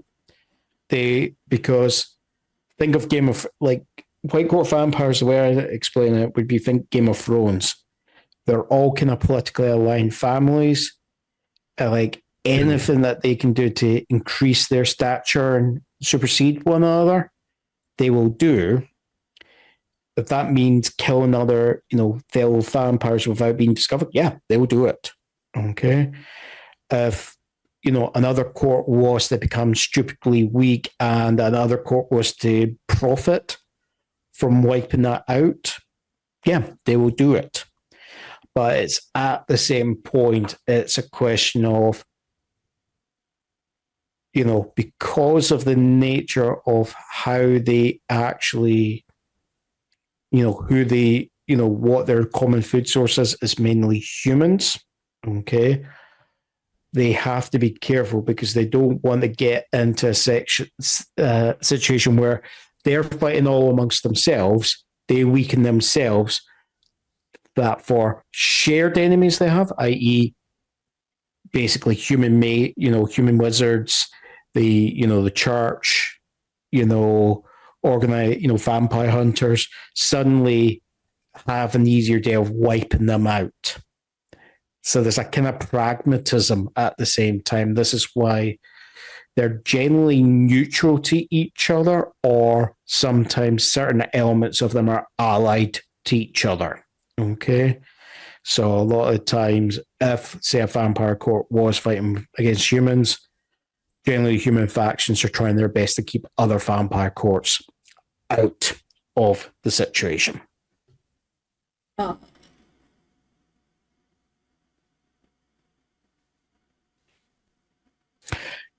Right. So it depends on like Black Court, if that was the kill, if that was to rip out like the throat of a Red Court, yeah, they would feed off that out of anything, but they're just more likely to go for humans because humans are generally weaker and less likely to know how to fight off against them. Again, like white courts, they're more likely to go for humans because it's it's more about they're going, think of these as being predators going for prey. Okay, they're not going to attack a thing that's going to be as likely to fight them tooth and nail. They're going to go after something that's going to be potentially weaker. But yes, they could prey on each other. It's just less likely. I was going to say, it sounds like more like the Red Court and the Black Court could prey on the White Court more than anything, because the White Court isn't like the Black and Red where they need blood. Well, the Black doesn't even need blood. They just have to kill someone, so they could just strangle you, okay, to death, and that would do it. Rip your head off will do it. It doesn't need to be for blood. Red courts can feed. They don't have to kill you to do it. It's just that very violent feedings will, lead to death. Same with white courts. They don't need to kill you, okay? But, very over-the-top feedings will lead to death again, okay? That's the kind of difference there, okay? It's, again, a lot of it is just coming to the idea of could the white court or the black court actually go against the white court to wipe them out? Yes, and I think part of that's one of the reasons why a certain court, introduced the concepts to Bram Stoker in a certain book called Dracula. There. It wasn't the humans who wrote it. It was actually the white court that did it. But they did it for Stoker's to have, plausible deniability. It's not our fault that, it's not just that you get, these are just not the free vampire courts. It's not just these three. There is other vampire courts, because if you look throughout human history, okay, there is different contexts of vampiric creatures. So when we're talking about it, what Butcher's thinking of is when he talks about vampires, we're talking about creatures that feed off, life force in some way from humans, where that's like, so white court vampires are basically like succubi or incubi, okay, from mythology. But the idea of those are taken from, that's based on humans' interactions with white court vampires, okay. Part of the culture of the red court vampires a lot of them actually, like the lines, they came from the idea of it as their civilization was, they were in actually, Central America. So basically the reason why there were so many like blood sacrifices for stuff like, Inca and Aztec cultures is the idea that they were the power behind the throne. So they were driving those sacrifices. So they had food. Okay. And it's just, it's then the suggestion that afterwards, it's not, the idea of like in modern Mexico, it's, you think it's a drug cartel. No, it's Red Court vampires. Okay. It's these sort of things. They just hide in plain sight. The Black Court are kind of like, are based on the concept of, you get killed by one and then you rise from it. So Dracula, but you have what's called an Age Filipino. I think it's called what's called a Swanee, which is a vampire that feeds off newborns. Okay. The idea of it is it's an explanation for, sudden infant death syndrome. If, they were to find, put a healthy baby that's crying, to sleep and then come to the morning and find that it's had a cot death. That was one of the ways they explained it, was Swanee took its life force. There's then African traditions there. So the idea is, there is potentially other courts. It's just that you might not have heard of them because in Dresden Files, the vampires he has come across are those are from those three courts, but he knows there's at least one other court of Jade Court, which seems to be of Asian style vampires, where if it's all of the same type of vampire, or if it's maybe a loose amalgamation of different subspecies that just work together. Okay.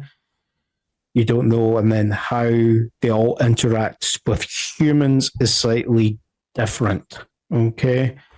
But that's the main thing that makes it, is the concept of vampires is in Dresden Files is ultimately, as humans, you're the prey for them. Okay. They will feed off you. Okay. It's just how they feed off you is totally different, what they are feeding off and how they're getting their energy from the feed is different. Okay. So, but that's how he does vampires there. It's not all just blood drinking. I know I have to get going. Yeah. Okay. I guess we should end it here then, boys and girls. Okay. Mainly because Sarah is our host, so we can't really, continue without her. Yes. Okay. Okay. Bonus gumbo. Until next week.